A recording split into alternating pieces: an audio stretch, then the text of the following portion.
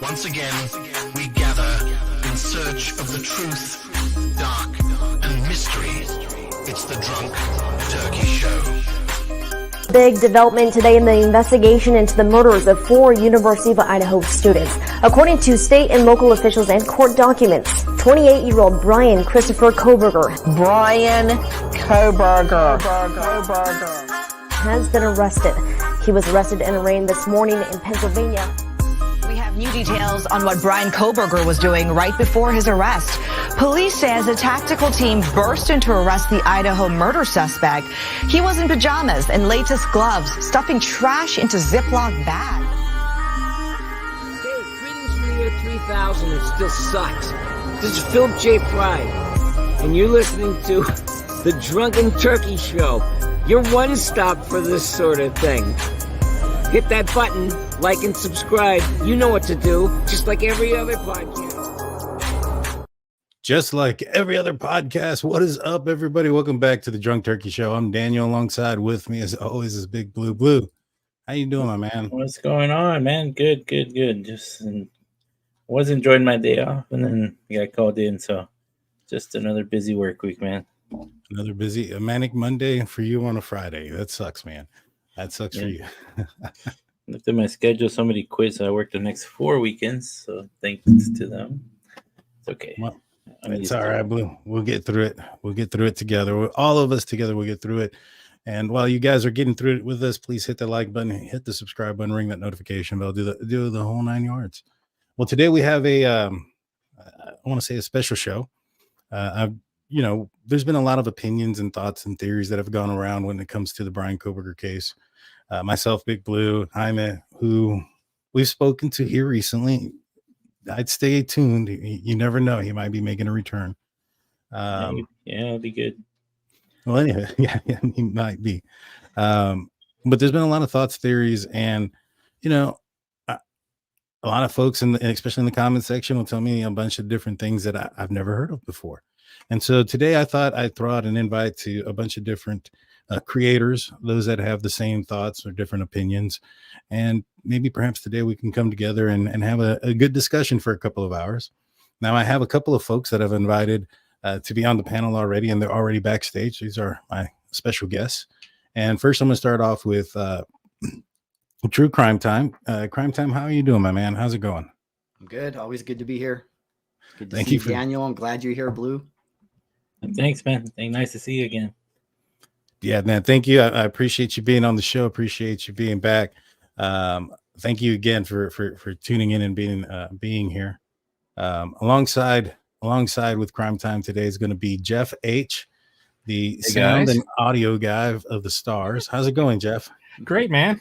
Thanks for inviting me. I appreciate it. I always seen him in the chat, but I never got to talk to him, and I missed the last show. So face to face. Yes, sir. Yes. It's good to see you, Jeff. Good to see everybody. And we have one more guest coming up. Her name's Kiki. She goes on the channel Swamp Rose. How's it going, Kiki? How you doing? Welcome to the show. Thank you for having me. Nice to be here again. You're welcome. Thank you for tuning. Thank you for joining. Man, I have a thing already. I guess once I start, it just kind of kicks in automatically. I'm sure you guys understand how it is, right? Oh, definitely. Autopilot. Yeah. So, Kiki, I haven't gotten your opinions yet. Here recently, there's been 300 so pages dropped from Brian Kohberger's defense team referencing them wanting to move out of Moscow, out of Latah County, and into Boise. I haven't heard your opinion on the whole thing. What are your thoughts on the move? Do you think they should give it to him? Do you think they have a leg to stand on, so to speak, when it comes to their arguments? Well, based on Edelman's survey, which I've really read through thoroughly, what he's showing is a definite bias. I mean, it's hard to argue with the numbers, particularly when some of these spreads between the percentages are like 30 points between Ada County and Kootenai. So, Kootenai, excuse me. So I think that was a really supportive document. And so, yeah, that's what my opinion is after reading through that. How about you guys? Well, let's start off with you, Big Blue. What did you think? I know you haven't read it all. We talked about it a little bit. We talked about how Brian Kohberger thinks that there's a lot of bias. His defense thinks there's bias and that they should move. What do you think about the move? Do you think it should happen, should not happen? What are your opinions on I think it should. I think it should happen. I think the case will get on, started sooner. They don't have the excuse that, like we've mentioned before, that they mentioned that they're trying to not overpopulate the town when school's going on, graduations. That's why they want to hit a summer court case. But if they do that, they're gonna have to wait at least till next year. I think if they move it to Boise, they might be able to get seen sooner, and it wouldn't matter what time of year. I agree with you, Blue. I know that the logistics, so to speak, when it comes to the court hearing has been a thing for the prosecutor. He wants to make sure that it happens in the summer. Yeah, I've been one to say that it would probably be in the defense's best interest, so to speak, if they try to hold off past the summer and try to force the prosecution to move it to the summer of 2026, thus forcing the hand to move it elsewhere. Because at the end of the day, he's got a right to some sort of a speedy trial. You can't just prolong it because there's a high school and there's a college and yada yada yada. That's not enough for me, in my opinion. Jeff, I haven't heard your thoughts on this either. What are your thoughts on the potential move? Do you think that Brian Kohberger's argument is valid, so to speak? The thing that comes to my mind is that even those that, the defense feels have been tainted by what they've heard in the media. The thing is, we haven't heard everything. I could be, everybody considers me a guilter. But I tell you what, if I'm on the jury and I'm hearing the case and they present the case and it's pretty clear that he's innocent, well, I'm not gonna go with guilty because, well, I've been going with guilty up to this point. I know what I know now and what I believe now, and that's why come to the conclusions. Maybe it almost sounds like the defense doesn't believe in their case, and they want to move it. Or I don't know. I'm no law expert, so maybe there is things to consider. So I don't know. To add to that, I think I agree with what you're saying to a certain extent, and I don't disagree with it. It's just like I said, You can.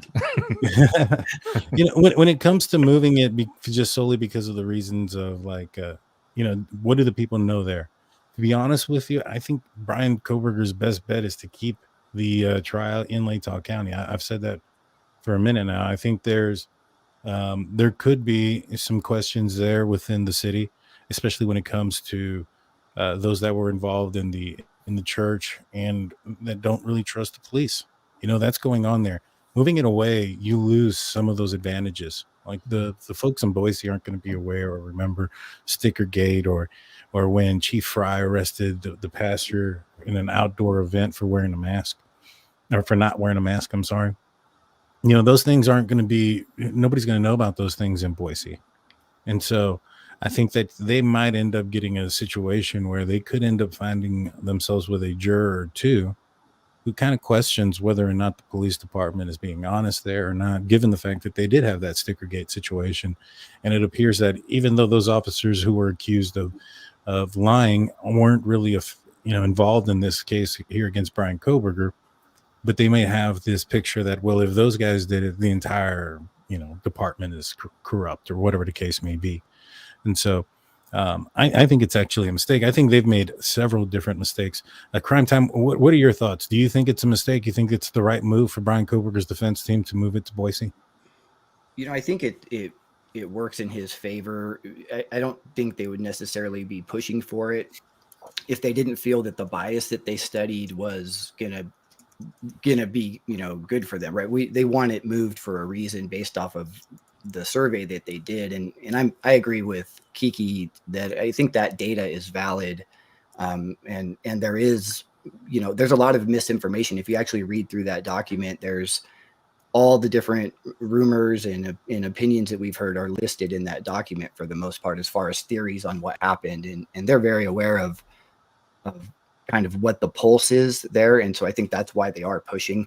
I do think the judge is going to prefer to keep it in Latah County, and I think he's going to do whatever he can to keep it there, unless the defense can really show a strong reason to relocate it. I think he's going to do everything he can. Essentially, what they're asking for is to expand the jury pool, and there's other ways to do that without having actually relocate the trial.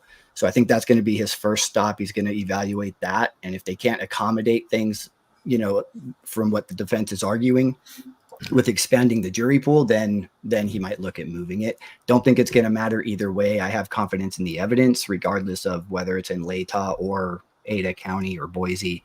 I feel like the case is going to be there either way.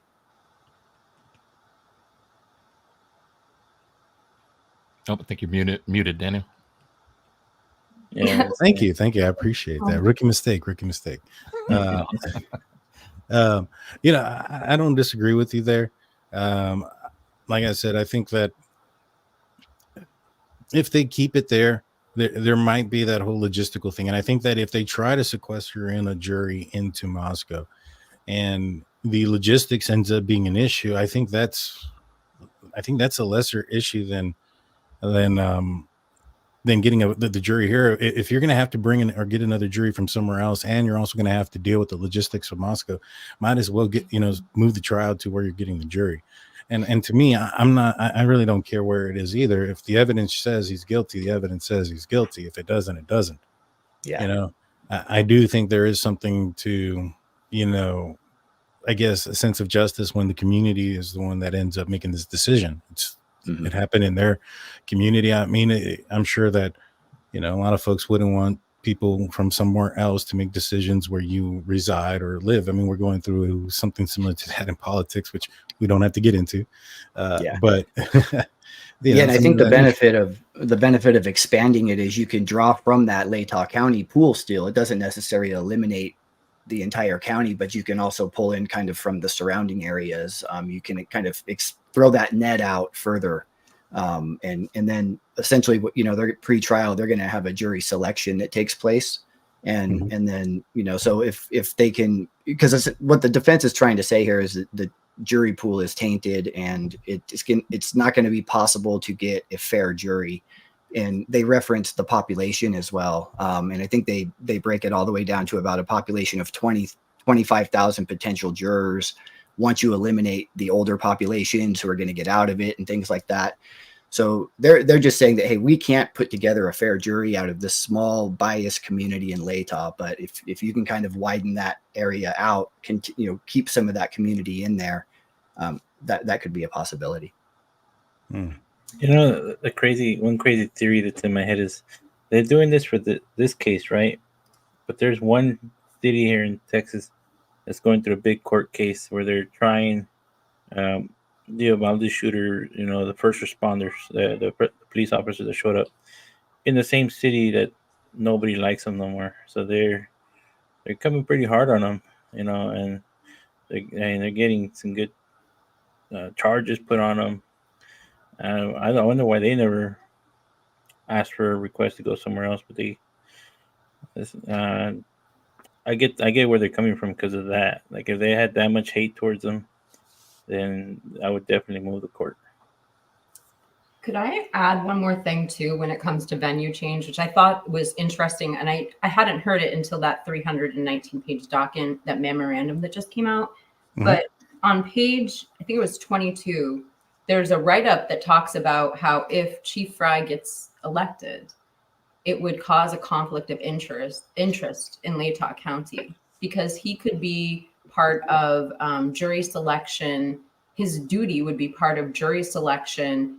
I don't know if it's how it works, but it would be, I don't remember the terminology, but it would be for like reserve jurors. And that would create a conflict of interest because he is actually a witness in the case. So preemptively, I felt like that was put in the forefront to show Brian Kohberger's constitutional rights. He does have a right in his Sixth Amendment right, is the right to a fair trial.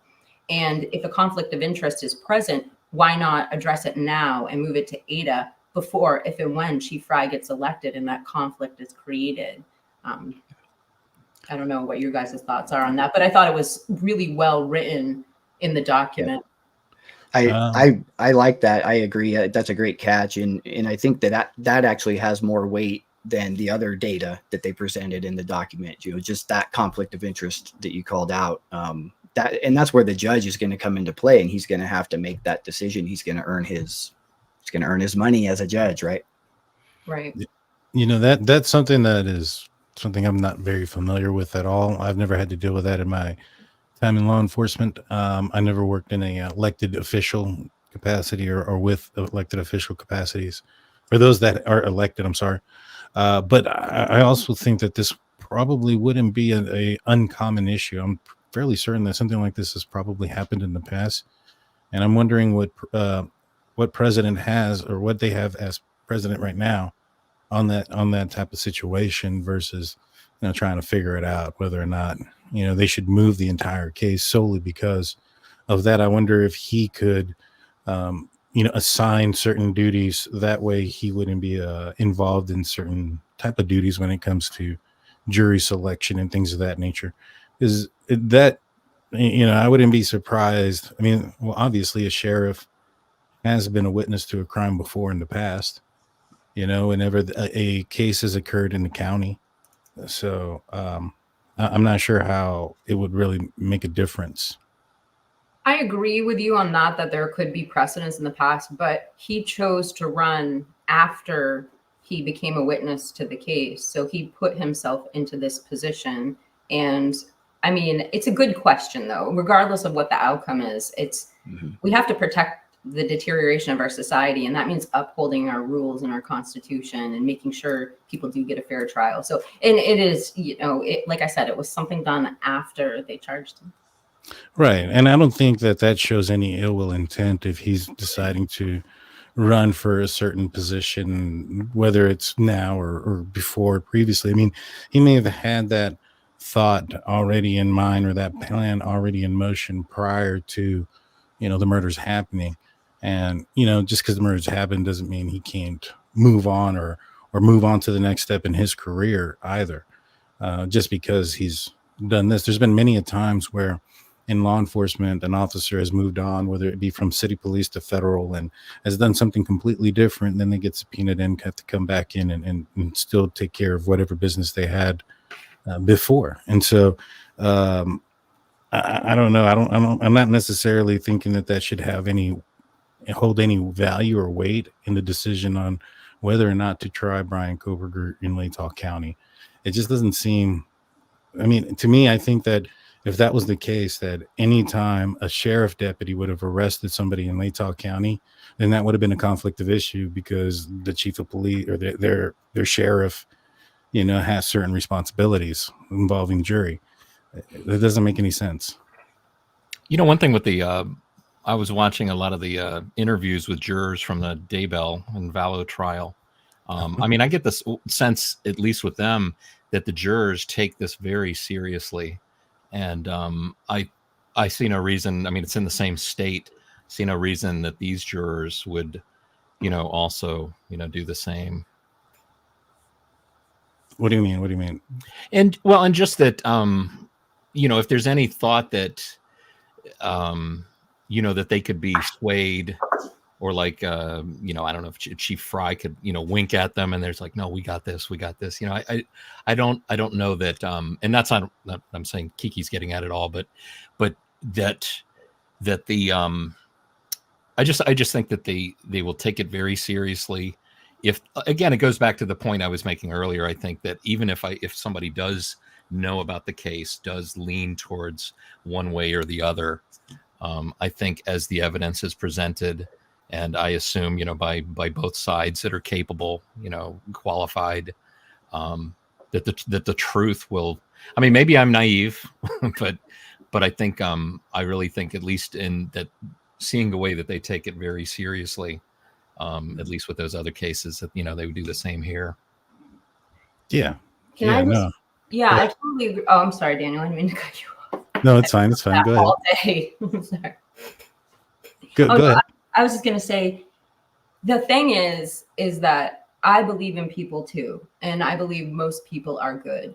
But the reason the rules are there is because if there is corruption, the person who's in charge of appointing the jury could do so at their own discretion. And it's to prevent corruption, because when there's power, absolute power, the rule is absolute power corrupts absolutely. And so that's why we have the rules there. And the rule is not even an appearance of conflict of interest. Right. But I think you're missing the utmost faith rule as well, where that one is where, you know, police officers and law enforcement agencies have the utmost, the good faith rule, so to speak. They aren't just random people that are selected off the street. Police officers are those that have gone through, you know, extensive background checks. They've had to take most of the times lie detector tests, polygraphs, things of that nature, drug tests. There's a lot that goes into selecting a police officer. Now, do some people fall through the cracks? Yes. But for the most part, because of the checks and balances, and when it comes to acquiring or hiring, you know, a police officer, which worked in this situation with Brian Kohberger not being able to be a police officer, probably due to his failed background check. Those things are there in place, and you have, you know, the fact that they are working under good faith. And until there's something that has proven that they are no longer in good faith, it is like, I understand that, yeah, they're in a place of power. I mean, but that's just saying, that's the same thing by saying, like, hey, as a police officer, just because they're a police officer, they can do whatever they want and they arrest somebody illegally and all these other things. And that's No, that's not. I would understand that if it was no. What I'm saying is to the extreme of what you're saying. I was talking about the two positions, like holding the two positions being absolute power, not the police. I want to. Would he be holding? I don't think he would be holding both positions. I mean, if you're saying that because he's the chief of police and a witness, that's not holding two positions. Now, it would be different if he was the chief of police and if he was the chief of police and the sheriff. Okay, then that is, and I believe he'd have to drop one over the other. But being a witness has nothing to do with your employment. If you're good, yeah, I agree. But that's when we have the faith that all people are good.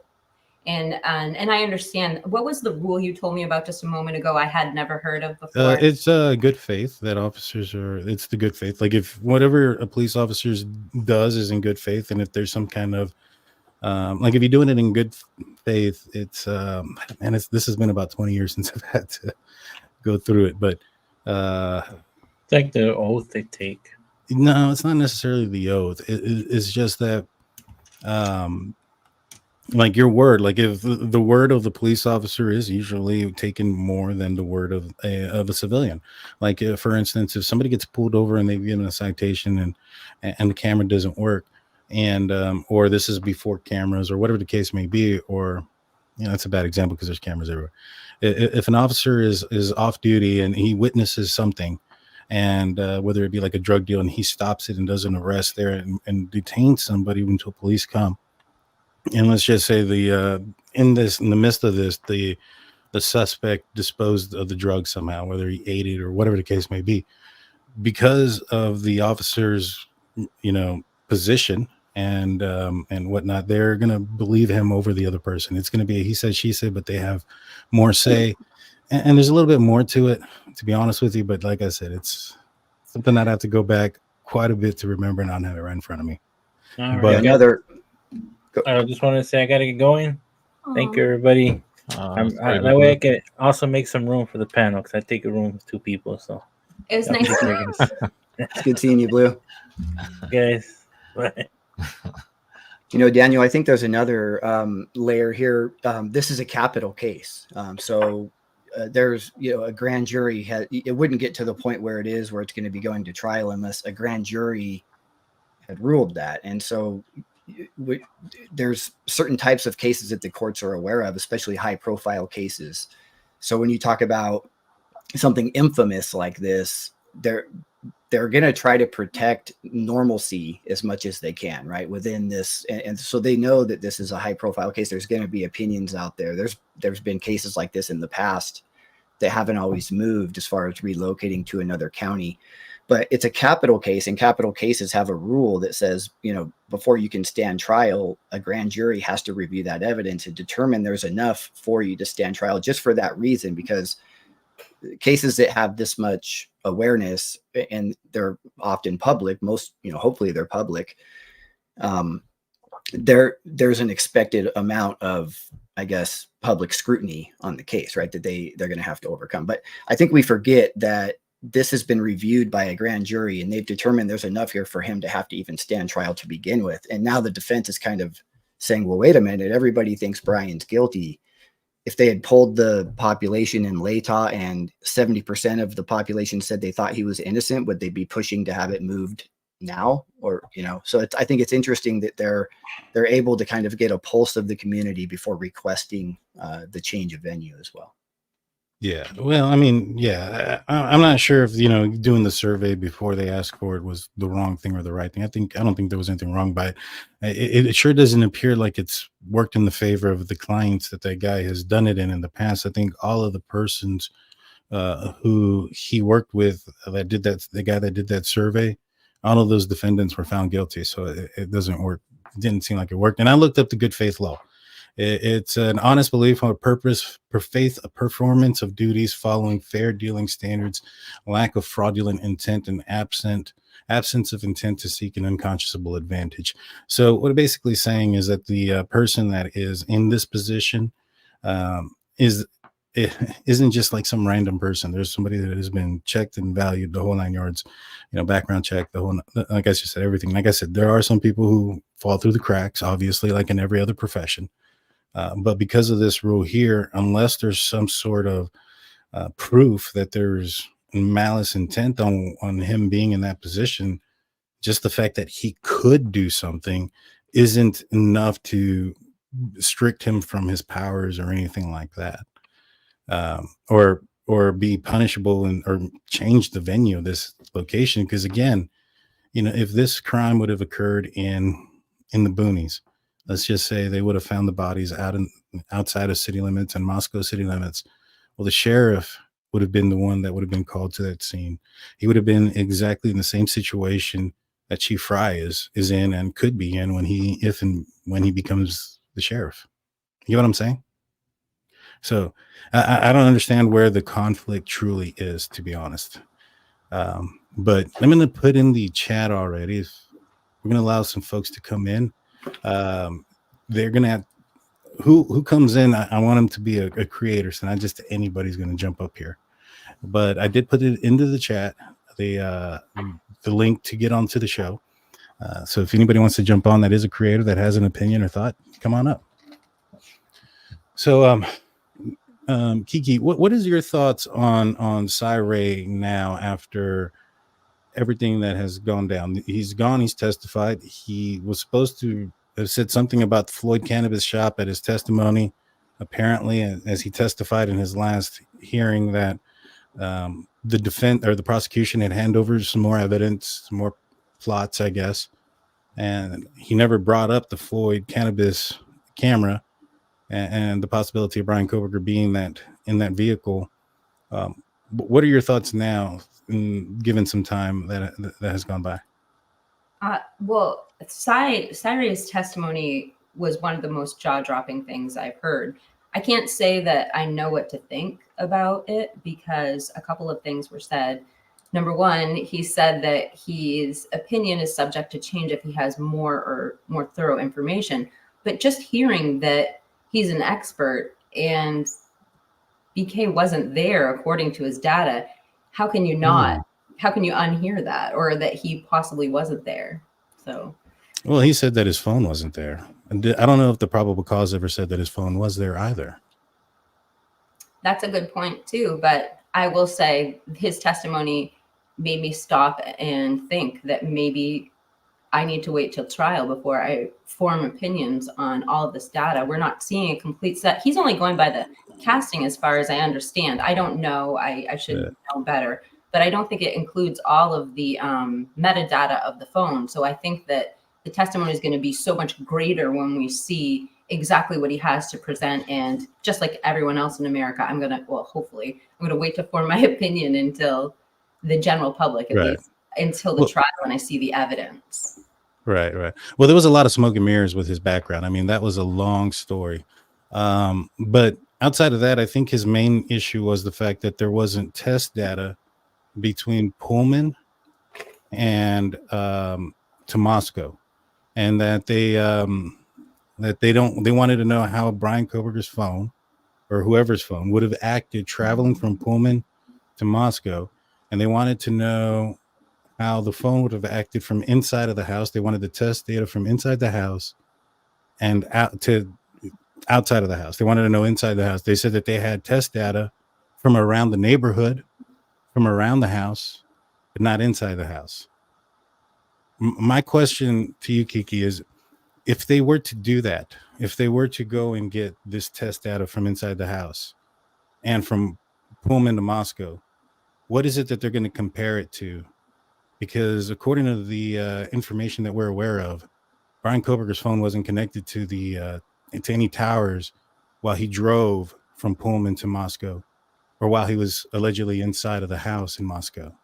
So what is it that they would compare it that would tell somebody anything? I don't know is the first this is how I'm going to start my answer is I don't know. But my understanding from things that I've read since this subject came up is that a side, and I don't know what side does, to be honest. Like, I am very not prepared for this question. Oh, good. Hi, AR. How you doing, sweetie?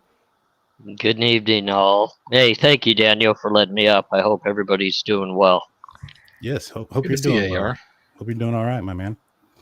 Well, we're battling. Got a lot of tests done today. Got a surgery coming up. But you know what? We're still here. We're still fighting, and we're still having fun. So I'm just appreciative of all of you and always thankful to be able to mingle with you guys. So thanks for letting me up again. Appreciate it. No problem. Thank you. And our prayers and thoughts to you, my man, of safe recoveries. Thank you. Appreciate it. Appreciate it. Great discussion so far. I'm going to listen to you guys go back and forth and maybe try to mingle my way in a little bit when I can. No problem.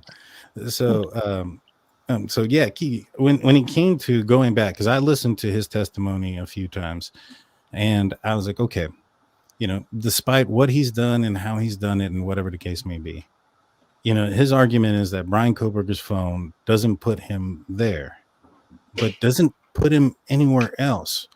And my question has been, and I think True Crime Time, has brought this up, is if they have him somewhere else, why not bring that up as an alibi, and why not, you know, request a hearing for bail based on that information or bond? Did they say they know exactly where he is? No, but if they know that he wasn't in the house, I mean, well, what do you know? I'm not sure, but I think Sai said he needed more information. Is that right? Did I hear him say that? He said that if he had the test data, I'm not sure how that works either. And the other thing that is confusing as well is obviously if Kohberger's phone was connected to the towers during those times, I think there would be that information, but I don't know. I don't know if it wasn't or how it wasn't. That's something we're going to find out during court.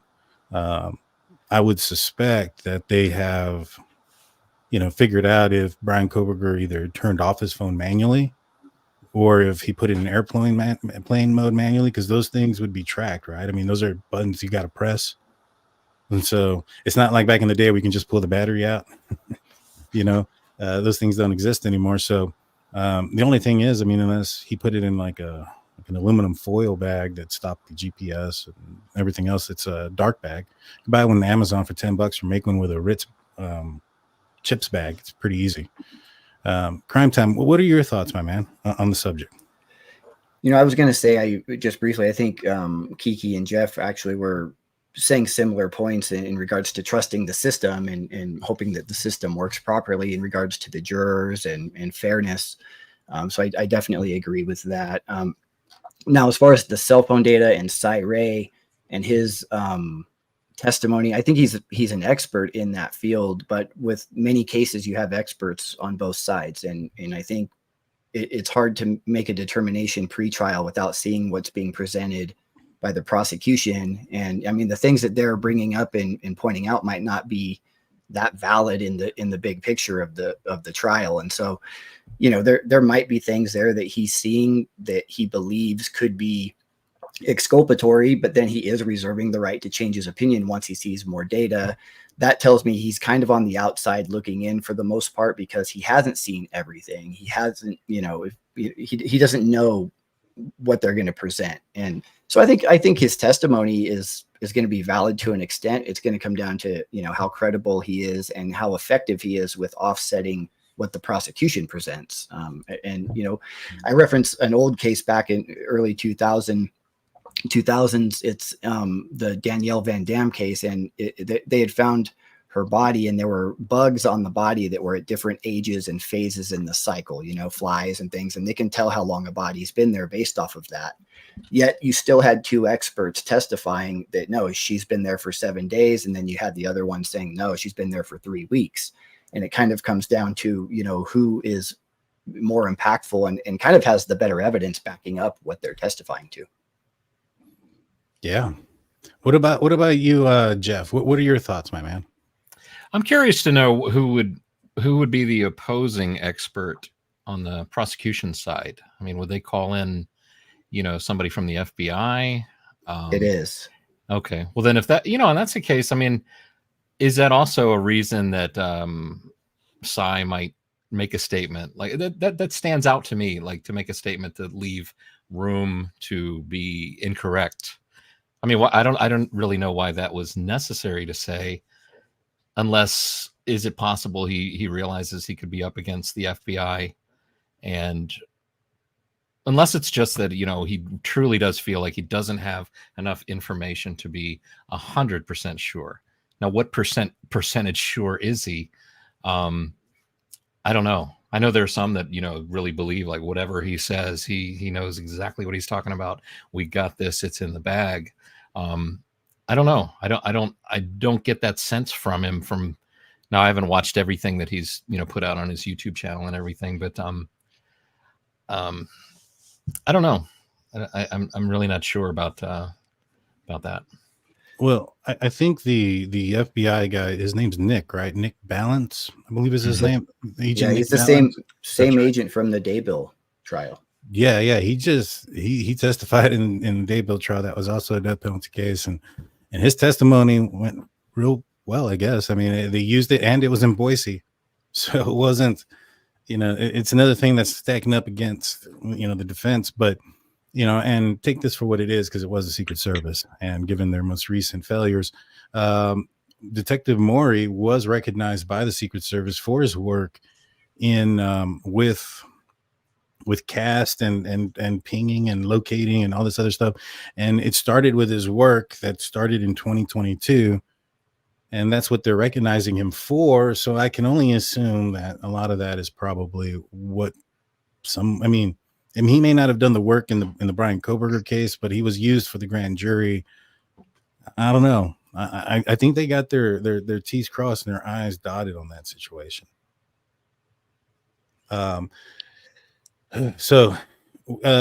Kiki, what are your biggest questions when it comes to Bryan Kohberger's potential alleged guilt in this case? What makes you question that he may not be the guy?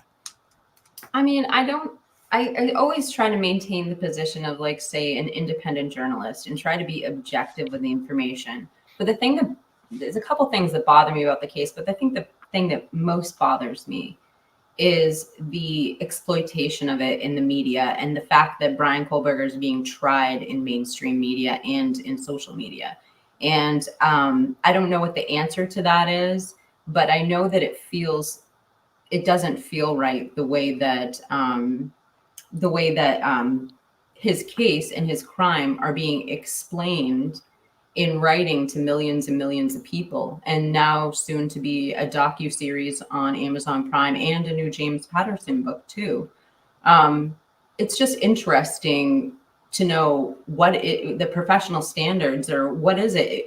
What can we do in our society to prevent this from happening? But it does feel like Bryan Kohberger is being tried in the media, and I know he's not the first person, and I know that happens a lot, but it doesn't seem quite fair. And again, it goes back to that issue of, you do hope for a fair trial. And then just to go back to that memorandum, there were some interesting statistics where they showed in Ada County there was like, when they talked about local news coverage amongst the jury pool, in the Latah County, there was like 30% coverage versus like you go to Ada and it was like less than 5%. So, I mean, if you just look at the small bubble within Latah County, can you imagine how intense that is, seeing the person tried in the media? And I mean, I know a lot of people probably won't agree with me, but it's just my personal observation from watching this go on. It's just so. I think though the piece, you know, they didn't just snatch Brian up and say you're going on trial for this crime. Again, it's gone through the grand jury, so a jury has reviewed this, and that's why he's standing trial. And if you don't want to stand trial on a high profile case, well, don't go murder 4 college students in a spectacular fashion, right? And I'm sorry, but I don't know if, you know, notoriety of the crime is an argument to say he's not being treated fairly because everybody knows about it. Unfortunately, this was a high profile case, but he's not just up there having to stand trial because they pointed at him and said, we think it's you. There's supporting evidence there. And so unfortunately in today's world, there is media spreads. And so that makes it even worse. But I see what you're saying with the media part, but I also don't have a whole lot of sympathy, you know, for this, because I feel that he wouldn't be on trial if there wasn't evidence to support his guilt. Right. And I think too, to think that, you know, a lot of cases are just not in the public eye. And, you know, here's, you know, somebody that's on trial for murder that nobody knows about. So it's like a balance. It's like, well, would he prefer to, at least his case has everybody's eyes on it, versus, you know, not having any eyes on it at all. Now, it may seem like it's skewed perhaps in mainstream media. But again, I say, when it comes down to the trial date, when we start seeing the evidence, there's so much I think that we don't know that we all want to know very bad. Mm-hmm. Just that light bulb camera alone. I don't know how much we'd have to pay to get them to turn that footage over, but that would be nice. Yeah. How much was Linda Lane? Yeah. Yeah. $1,000. Yeah. Richie Rich comes in with a $1.99 super chat, says keep up the great work. Thank you, Richie Rich. And Apton Ford came in with a gifted Drunk Turkey Show membership. Appreciate it. Janet backstage, please. I sent you a message in the private chat. Let me see if you can answer that, please. So, you know, my thoughts about the whole, you know, publicity about the case is, I mean, if you look at the evidence that is out there, you know, yeah, the audio from 50 feet away, it doesn't sound like somebody who's going nuts or somebody who's, you know, love struck or roid raged or any of those things. It sounds like somebody methodically went in there, very planned, very thoroughly. I mean, they didn't leave their DNA on anything other than the knife sheath. If it is Brian Kohberger, that is the person that did it. You know, 4 persons with a knife. I mean, the fact is that somebody went in there with the intent on, you know, getting away with this crime. And, you know, going in there, and even if it was just 1 victim or 4 that the intent was on, that type of mystery kind of tells me that, you know, I think the fact that this became a high profile crime was a part of it. You know, when it comes to like the BTKs, or when it comes to the Golden State Killers or any of these other high profile serial killers, you know, they wanted the publicity. They wanted their crimes to be famous.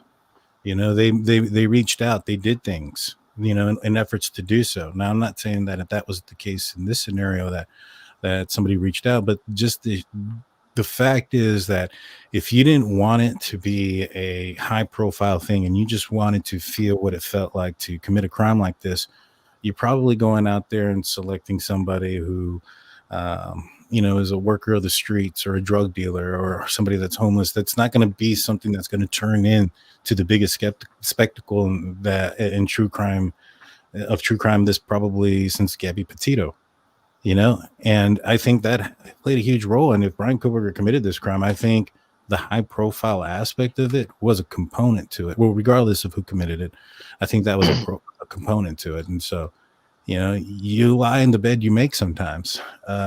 Nina Drew comes in with a $1.99 super chat, says RH is tired in media and they have their man in New York. Oh, Rex Huron is tried in the media and they have their man in New York.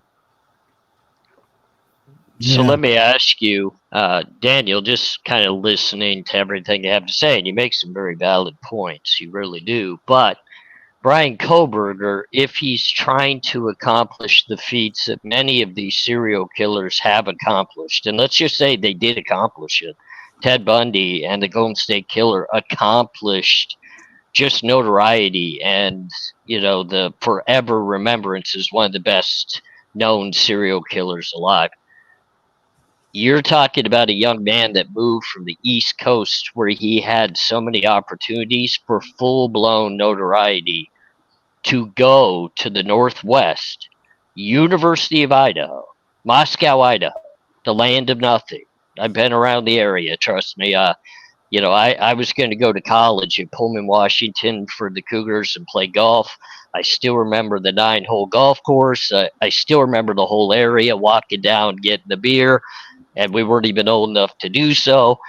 So I get the area. That's not notoriety.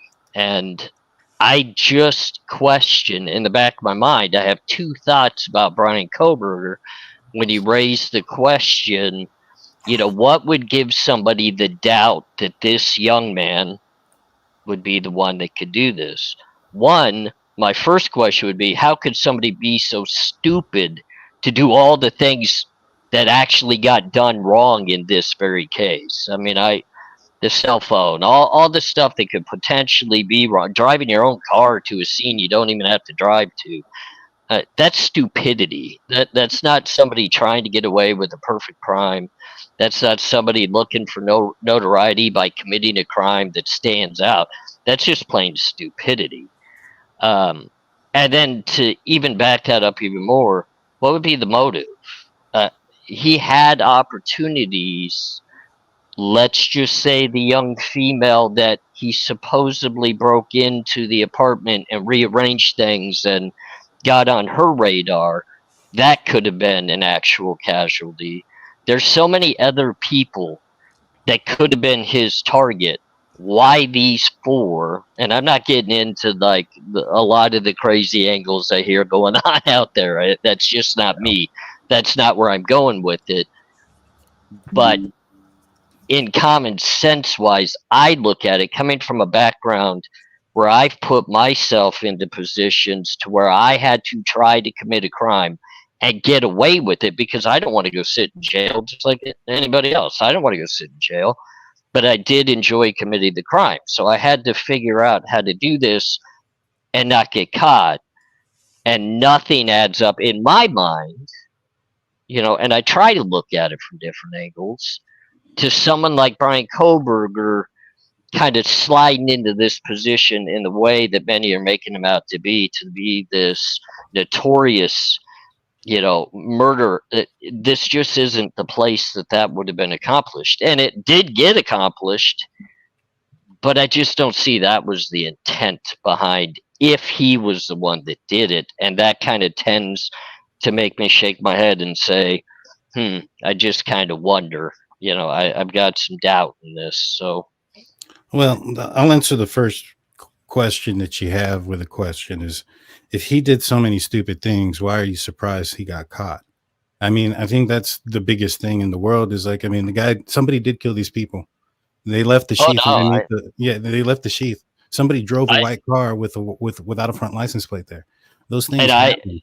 That's what I absolutely agree with you when you say, why would I think that he wouldn't get caught? No, I absolutely agree. If you're going to do these stupid things in a crime like this, you're absolutely going to get caught. There's no any other way that this would end up other than you getting caught.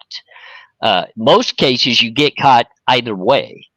I mean, I'm sorry, law enforcement, FBI, investigative teams are that good. You don't normally get away. It's the hand. You can count them on one hand a month that someone may get away with a petty crime. Okay, we got too much technology nowadays.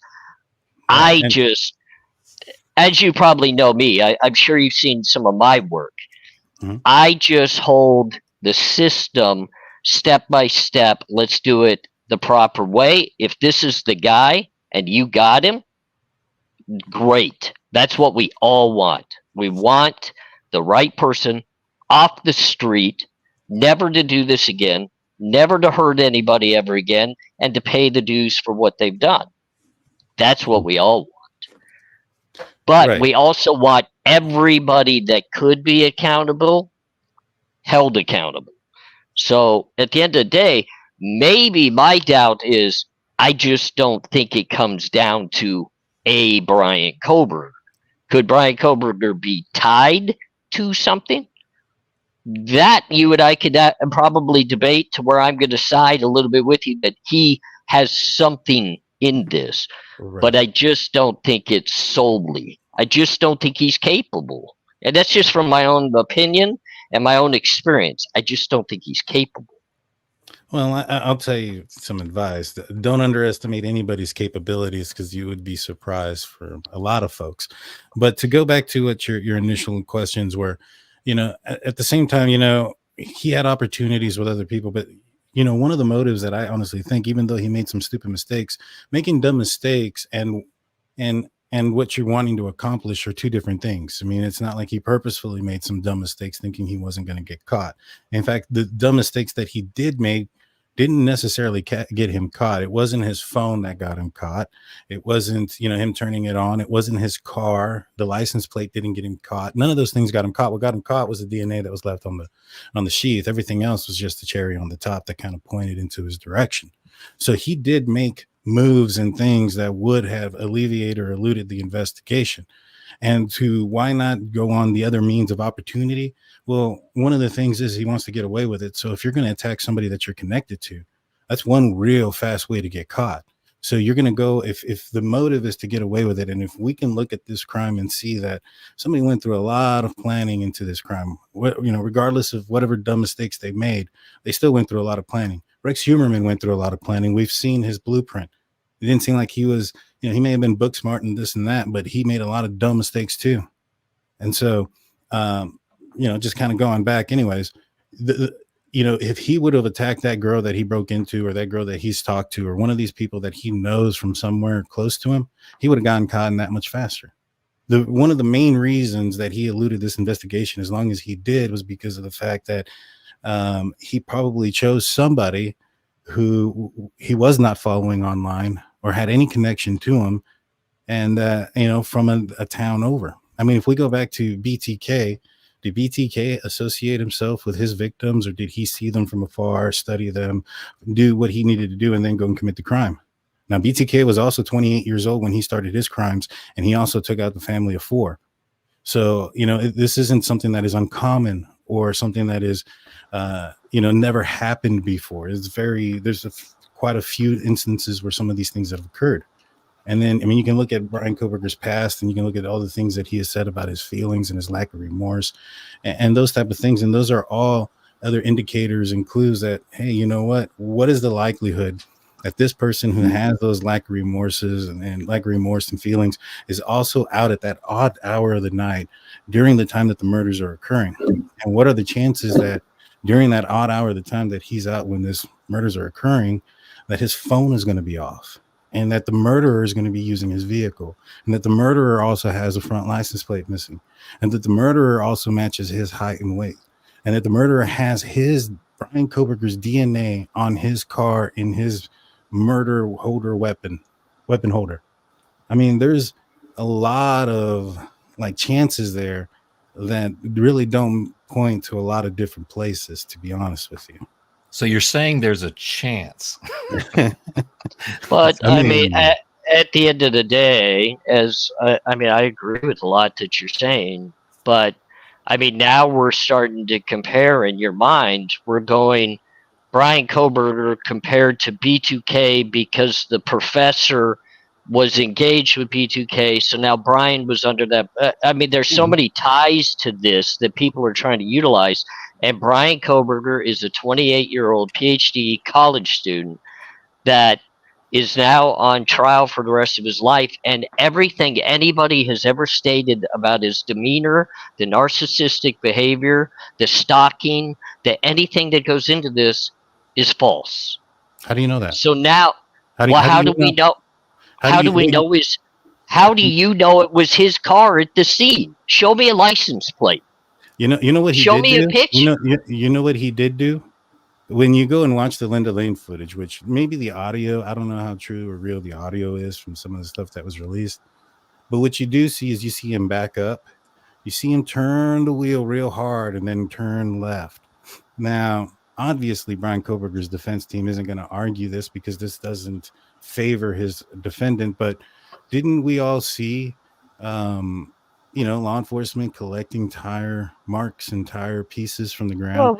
Well, When you we all know they stop, do that. yeah. So when you stop and you turn the wheel, and now you got video footage of the car that you suspect to be the suspect turning the wheel on a specific spot at a specific time, and you can go out there, if you can match those things, and you can go find Brian Kohberger's tires, and you can pull up the compounds of those tires, and they match. Guess what? Good night. Hey, Daniel, did law enforcement or the courts release that Linda Lane footage? No, that was from my understanding, and I don't know. I haven't spoken to the guy, so to be So I'm honest, just wondering, can we prove what night that white car backed up and turned around? Do we know anything about that footage? Was it ever in your possession? Mine? Well, we lines up haven't with the Banfield police. Yeah. Well, Yeah, all I there's can ways say to prove is within a second. Nobody from law enforcement, nobody that is within the entirety of this gag orders ever stepped up to the plate and tried to nullify anything that we're all talking about the Linda Lane footage. And I'll tell you why, because it's not in play in their case. Exactly. That thing would have been so protected. That video would have been so protected. It would have never got leaked out. It got leaked out because now we're all talking about it, and it's all bogus. It's all bullshit. And to your point, you were saying, show me you were saying a minute ago, show me an image, right? A more clear image of his license plate, prove that it's the white car. That footage doesn't do that. So right. You're right. Now, that's not going to help them prove he was there. I'm also going to say, is there possibly footage that does show something like that? There very damn well may be. I can't tell you there's not, because the prosecutor sitting over there, he's pretty confident. He's not worried about these defense arguments based on these different, things within evidence, because he's got something. I'm telling you right now, I, as a convict, can say that prosecutor sitting there right now, he would not still be sitting here calmly right now if he didn't have some power. He's got something. And there's no doubt about it. But I just don't think it's the Linda Lane anything. And I know people are tearing that up, and they're looking at different, visions and windows and different things. And I just don't fall into that category. I'm the person that says, look, it's going to fall into line. And it's going to come down to experts. It's going to become into testimony in that courtroom, and who can put on a better show and a better story to explain things. If the defense can get in front of that jury and talk away certain aspects that are so damning of this case to where the jury loses sight of what the prosecution's trying to turn them into such solid pieces of evidence, did they have a chance of getting this as a mistrial or, something to go wrong within that jury where it's not a unanimous verdict? And I think at this point, I hate to put it right here, I think the defense's ultimate goal right now is a mistrial. They want to get this into people's minds that a jury cannot unanimously, I can't even talk straight. Sorry, guys. They cannot convict this guy 12-0, and that's going to reset some people's minds. And I think that's what the defense's target is to do. And does that prove Brian Kohberger's innocent? No, it does not. Absolutely does not. But that's what their intentions are going to be. And I see it coming. And, I made this specific point. When it comes to the change of venue, and I know you guys had this discussion, I only want to throw my 2 cents in for 2 seconds because you guys had a great conversation about it. I believe, heart and soul, they got to move it. They got to avoid any type of just allowing for an appeal to already be set You got to be careful, because on the defense, I've sat in that defense room with my lawyers, and our whole intention was to bait the prosecution, bait the case into a way that we could appeal at a higher level. We knew if we could get it to a higher level, we could attack certain things that we couldn't do on a state level. They've already attempted to do that on the defense team. We've seen them attempt to go to Supreme already. It's going to happen again.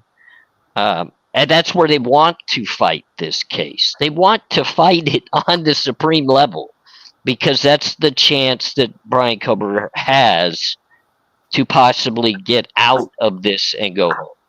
I don't think he has that chance on a state level. I just don't.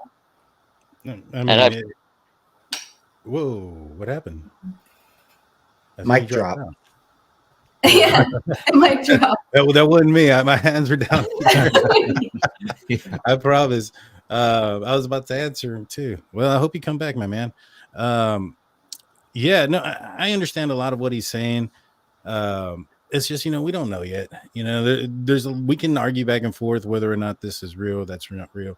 I don't think what the Linda Lane footage shows is anything that's like jaw-dropping. There's nothing smoking gun about it. All it does is say, there's AR. All it does is say that show, in my opinion, is that there was a white car that drove by there a few times and stopped and parked a little bit for a bit there in front of the door or the apartment that the probable cause says it does, and then it left. You can't see anything out of it. The only thing that you can probably determine is that, hey, this person stopped at this point for a certain period of time. Let's go check out those tire marks. Outside of that, yeah, I'm not sure you're going to be able to identify anything in that situation. Daniel, the PCA came out before the Linda Lane footage was leaked to the public, right? So, and it seem like when you read the PCA, those timestamps seem to me to be coming from, I would guess, the light bulb camera, right? Yeah. So those times are there. So the possibility of when the Linda Lane footage got leaked, the Linda Lane footage would either confirm or deny what they had initially put out in the PCA, right? And it seems to confirm it. So with regards to questioning the Linda Lane footage, I mean, I think it's in sync with what I believe they put together from the light bulb camera, which I think even shows even more. There's not a fence blocking the car. There's not a retaining wall blocking the bottom of the car. But with regards to the footage itself, the 1330 Linda Lane footage is in sync with the timestamps on the 1320 Linda Lane camera, is in sync with the Banfield police officer's body cam, all within, like 1 second of each other. I mean, the chances of these timestamps being that on and this being faked or from a different day, I think that's what I'm probably jumping on, was when you mentioned, could it be from a different day? Yeah. I just don't, I just think it's trustworthy because of those things. Yeah, I think what you're seeing is real. I think what you're hearing could be real. I can't determine if the person that released it, may have modified it or not modified it. I don't know. I do know that some people were pointing out certain sounds in it. And I know that Steve has, I believe, one of the videos that's very close. We've all seen a screenshot. He released that screenshot solely to debunk the sounds that were on the Linda Lane footage. Stated that he has heard the sounds on this camera, and it's from next door. And those sounds from 1 to 12 or whatever, all those other times, there's nothing there. Those sounds don't come out. And so that's why there's been a question mark, were those sounds real? And I mean, there's possible that those sounds were real, but they're coming from a different direction. There's several apartments in that area, an entire apartment complex between the King Road residence, the victim's house, and the Linda Lane camera. So that noise could have been from one of many of those apartment complexes that were there. Who knows? I'm going to answer a few of these questions for everybody here. Stevie says, Daniel, I agree, but they want the drive testing to dispute the 12 prior trips to the house. The thing is, I wouldn't argue that. It's just that they were talking about how Brian Kohberger's phone moves inside of the King Road residence house. And he talked about inside the walls and how things move and blah, blah, blah, blah, blah. I don't recall in the probable cause affidavit that they ever accused Bryan Kohberger of going inside the house. Now, maybe Cy Ray knows something that we don't know, and maybe perhaps we'll find out in court that the prosecution is going to accuse Bryan Kohberger of going into the house prior to that night. I mean, that's a possibility. I've never heard that. That is something that I just kind of thought of right now. But if they don't ever have him in there, I don't understand why they would need it. I've had my cell phone on me and broken into houses, and they couldn't track my phone into the house. So how can you track it into the house? You can track it to the area. You can't put me in the house. How long ago was this? I just went to court 2.5 years ago on a case that I won because it wasn't breaking and entering, but my phone was in the house because I was with somebody that went in the home, and they could not track my phone in the home. Could they track my phone to the area? Absolutely. Could they put me within a very short distance? Absolutely. They could not put me in the house. Right. They couldn't I think there's layers to it. When was the accused crime? When were you accused of committing the crime? It was about 2.5 years ago in Phoenix, Arizona. And the funny thing is, it's Cy Ray's department that investigated me. That's how I also, at the end of the day, like, I know everybody's infatuated with Cy Ray. In my opinion, he doesn't even testify at the trial. I'm sorry. I just don't think he's going to have a lot to add. I don't think he's going to go there. I'm sorry. I just don't think he's the expert that even the defense would ultimately need. He came in to prove they needed some evidence. He came in to fight for evidence. That's it. It was a motion to compel. It wasn't a trial. That's true. You're absolutely right on that. Now, Nick Balance was able to, in the Daybill case, I think he narrowed down the location by about 12 meters. I think is what he had testified in that trial. Yeah, I can't remember exactly how close they put me. I think they said it was, like 45 feet, 50 feet is what they could get me in the radius of the home. Meaning that I could have been 45 feet on one side of the home. I could have been 45 feet on the other side of the home. They couldn't pinpoint me in the home. And I'm telling you, I was standing right in the center of the home. It wasn't a breaking and entering. That's why I didn't have to shut my phone off or leave it somewhere else. And that's why the case all ultimately fell apart. But I mean, it was like, I was there. I was right in the middle of the house. You could not pinpoint my phone. It's interesting. They're good, though. I'm telling you, they're good. Like, I was shocked they could get me that close because everybody told me, oh, you got a 27-mile radius of all this stuff. And I'm like, oh, well, I'm good. They were not even going to be able to put me within 25 miles. I'm good. And then I realized, wait, you literally 45 feet or less. That's pretty darn good, man. It's a couple of basketball goals away, you know? Yeah, that is. I mean, if Brian Kohberger is saying that he went shopping in Moscow, I'm not sure there's a shopping center that close to the King Road residence. Be interesting what his argument would be there. No, and that's the thing. If the FBI could track his phone, and that might be what they're sitting on smugly saying, hey, well, we got some evidence. Don't worry. Because if they could put him within 45 feet of that home, and trust me, they can narrow it to a time too. It's not like they're giving you an 8-hour time window that you were in that area. They put it within minutes on me. So they could do it to him too, and that shuts the whole case down. It's over. I mean, you just move on at that point. And he's not going to take a plea bargain, especially if, Daniel, this falls into the category of what you're saying, where it's for notoriety and to be in the top echelons of what, you know, the views and everything of that nature. There's no plea bargain coming from this.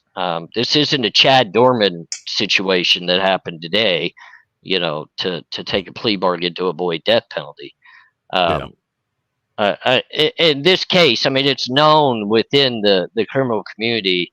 The real convicts just say, you know what, you got me. I'll take the death penalty because I don't want to sit in prison the rest of my life. You're not going to put me in a 6x8 cell for the rest of my life, especially if I've already got my notoriety. Just go ahead and take me out because it just gives me more. So we'll see, we'll see where this rolls to. But like I said, in my opinion, and I don't mean to overtalk you guys, it's going to come down to, in my opinion, experts, the stories that they're able to tell that could possibly sway a jury. But I think, and Swamp Rose kind of hinted on it, we need to have the ability to know and understand that there's a possibility for a fair trial. And I don't feel it in Moscow myself. But I also don't think that legitimately, and I did a video on the other day, I don't think you can get it anywhere on the West Coast. So you could literally move this trial to Texas and probably not get a fair trial because people know of it. You know what I mean? I mean, people know. You'd be surprised, man. Here recently, I've found few and far between the people who even like some people I've talked about it here recently with a few people that I've gotten to know through my job, and they don't know what I do, as a part-time thing here. And I've told them about the Bryan Kohberger case, and they're like, "Who? What?" Like, this has happened way more often now. And they're not telling, murders about 2 years ago in the University of Idaho, 4 students. Oh yeah, I remember 4 kids dying, but whatever happened? Did they ever catch the guy? Like, that is like what I'm hearing around here. It's been long enough. Right. So I do think that there could be a place. I want to answer. Well, you're talking about Moscow, Idaho, 40,000 people, heavily broadcasted. Right. Everybody saw Nancy Grace in the area and wondered why. I mean, and Brian Enton, these are pretty predominant people. You and I, Daniel, we scramble to get our views. All of the content creators here, we love our subscribers. We love the people that give us their time and their effort.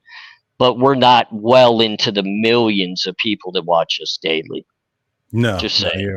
You're absolutely right. Let me get to some of these super chats. Sirius Black comes in with a $5 super chat. Amazing panel tonight. Thank you, DTS. Hashtag nature. Nina Drew comes on the $4.99 super sticker. Let's see. We have a couple of new YouTube members. Chloe. Mikey comes in with a membership for 16 months saying good discussion with drama left at the door. Yeah. That's the one thing good about this channel. We're not going to get in arguments here. Mountain Mama says best channel on YouTube.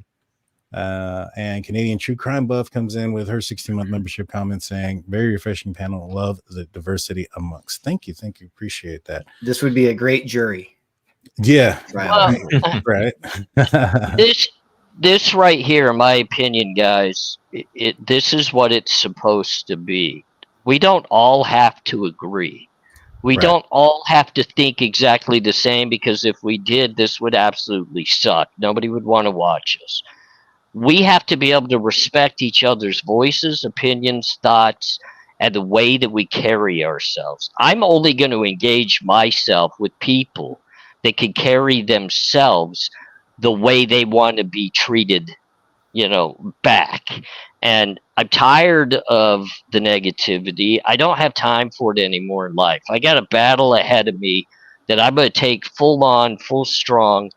And I'm excited to do it because I want to overcome it. And I'm appreciative of people like yourselves. We could have a discussion. We could talk things out, and we don't need to be negative towards each other or turn around and bad talk anybody while doing so. So again, I thank all of you for being who you are. And I thank you for the capability of sharing your voice and your minds with people like me that are wanting to hear it. Thank you, man. Thank you. I appreciate that. Appreciate you being on here as well. So what is your opinion, Kiki? We haven't heard from you in a minute. I want to get your thoughts. I've seen you writing some things down. I know. I don't know if they're relevant now though, because we've kind of passed by the subject matter. It's all right. It's all right. Let's hear them out. Let's hear what you got to say. Well, no, I just I was seeing I can't remember that Stevie was saying something about it's it doesn't matter.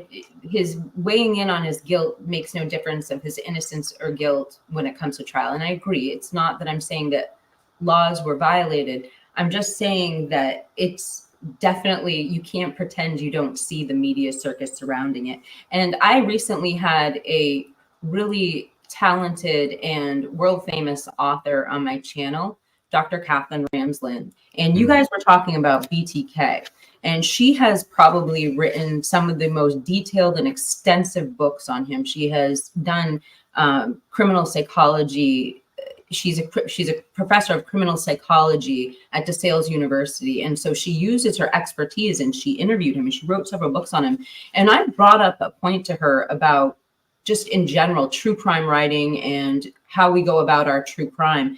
And she emphasized something from her experience that we can't know unless we have her years of experience. And she brought up a story about BTK, and she was saying how he had already been convicted and there was another crime. It happened within the same vicinity of where he committed and lived. It had some of the trademarks that they thought was possibly him, and the police were certain it was him. And it almost got to the point where they were going to charge BTK with this crime. And all the facts made it sound like it was him. The whole entire picture, the local media, everything. This is our guy. How could there be so many coincidences? Blah, blah, blah. Same thing we're saying now. But the fact is it wasn't him. And witnesses ended up coming forward and pinning it on the correct killer. And she brought it up as an example of something there's a cognitive error there's a term for it. It's called wizzy-oddy. What you see is all there is. That's the cognitive error. So when you're looking at something, you only have one set of facts, but there is another set of facts. It's what's going to be presented at trial, and it's going to change the facts. And we can't just assume that somebody is guilty because of all these coincidences, because the fact is there's a presumption of innocence. And that's the way that we need to try someone. It has to be presented, not just in the court of public opinion, but what's admissible in court. And so that's what it boils down to. The whole conversation we're having about this memorandum is it's showing the tainting of the jury pool. And let's see, make sure I got everything. But I just really wanted to bring up that point, because I don't think that, I'm not saying that we should have like a law to stop people from talking about it or anything like that. But what about ordinary? I'm sorry. What are your thoughts, though? Like in that memorandum, they had about 150 pages of the press releases, the stock photos of the water launcher that, the police were requesting assistance from the public. They're saying that those type of press releases and those type of things and discussions that were happening before Brian Kohberger's arrest were detrimental to their client once he became a suspect. Do you agree to that extent that that's the case? I don't think I would agree with that. I don't think that because you have to, in a public emergency, put certain information out. It's vital to the safety of the community. So, right, but the document says because you put out that there's a water launcher and he drives a water launcher, people are assuming he's guilty. I do know that was a section of the memorandum, but what I focused on was the sworn testimony of Edelman, which was the surveys. So those press releases were a different part, just like what I brought about upholding BK's constitutional rights to a fair trial and possibly having, a witness elected in elected office that might be able to appoint jurors if the time ever came. That's a constitutional conflict. So there's separate issues in there, and the memorandum isn't just one piece. In my opinion, it was broken up into others. So Edelman's testimony about the media, I take totally differently than just say, and I don't know. I mean, I'm not a lawyer. I'm speaking as of course. Read the doc. I don't. No, I'm just thinking because, like, to me, that's what I found mostly negative about the document. Wasn't necessarily the fact that they wanted to change a venue and all these other things that you mentioned. Had the document been 30 pages and everything that you mentioned, I think, and to me, I would have, probably taken a little bit lighter to it and understood a little bit more. But the fact that they had all these press releases, the fact that they're basically trying to dig at the prosecution for using a stock photo of a water launcher, and that is somehow detrimental to Brian Kohberger because he drove a water launcher. I mean, I think that if everybody was arguing why did they use a stock photo, maybe it was because they weren't trying to, taint the jury later on. I don't know, but I just felt that a lot of the stuff that was in there was unnecessary. Now, the stuff that you bring up, there's some valid points there. I don't disagree. I just feel when you kind of cover it and mask it with like 115 pages of press releases of the police department asking for the assistance of the public because they're trying to locate somebody who committed a quadruple homicide is a little bit too much. And I thought that at a certain point it was like, come on now. And to me, when you do something like that, it kind of waters down what could have been a very valid point, meaning what you were saying. And I'm not sure. You know, I'm not against it, to be honest with you. I've been very much for them doing the change of venue. You know, I'm not I would, you know, this might be the most controversial thing I say, but I wouldn't be against every hearing being tried somewhere else, because that's the fairest thing to do, in my opinion. You know, what are you guys thoughts? We'll start off with you. I think to Kiki's point of with BTK and the fact that there was this perception that he was the person who did it. However, the evidence or witnesses proved that it wasn't him. And hopefully that's where we get to with this case. But that initial perception didn't necessarily result in him being, you know, the person who did it, right? He wasn't convicted of it. And so, you know, Brian's had 18 months now. He'll be going on over 2 years in jail. To have anybody come forward and do just that, right? And be a witness that he wasn't there, or be a witness. And he's just sitting in jail contently for 2.5 years. They're not even requesting a bail hearing. They're not bringing anybody. They're not doing anything because the evidence is so strong. They don't even have that option. Remember, he's sitting there with no bail, and they're not pushing to try to get him out. They're kind of conceding there is evidence there enough to hold him with no bail. So I don't think there's anything wrong with feeling like he's guilty. And I really like Jeff's initial point. You know, I feel like I could go on to the jury and be fair if they were to present the evidence to me and it didn't make sense. If all they showed me was the Linda Lane footage and said, here's what we got, this is how we that's not enough, right? So I'm confident that there's much more, and the case is strong, but I could be swayed if it turns out it wasn't. But I've often said too that the I'm sorry, AR, if Steve Goncalves was in the courtroom for the trial and the jury said guilty, but Steve Goncalves felt like, after everything he'd heard in the trial, really felt strongly that he wasn't guilty.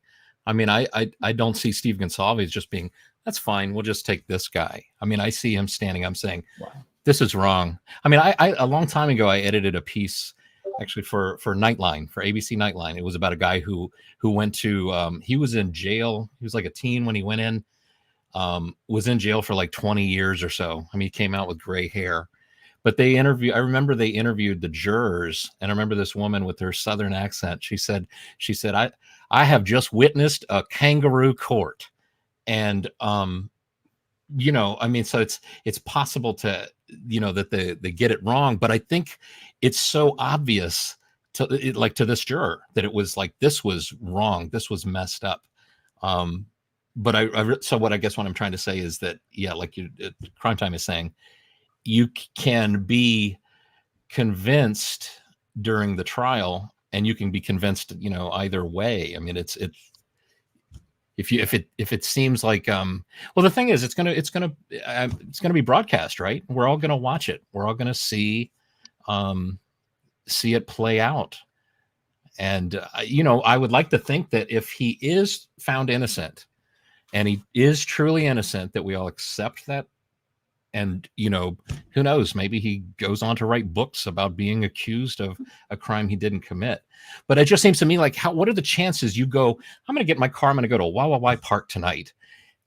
All the while, you've got a list of things that are happening, you know, not far from you, that are like, you know, the car, the license plate, your DNA, all this stuff.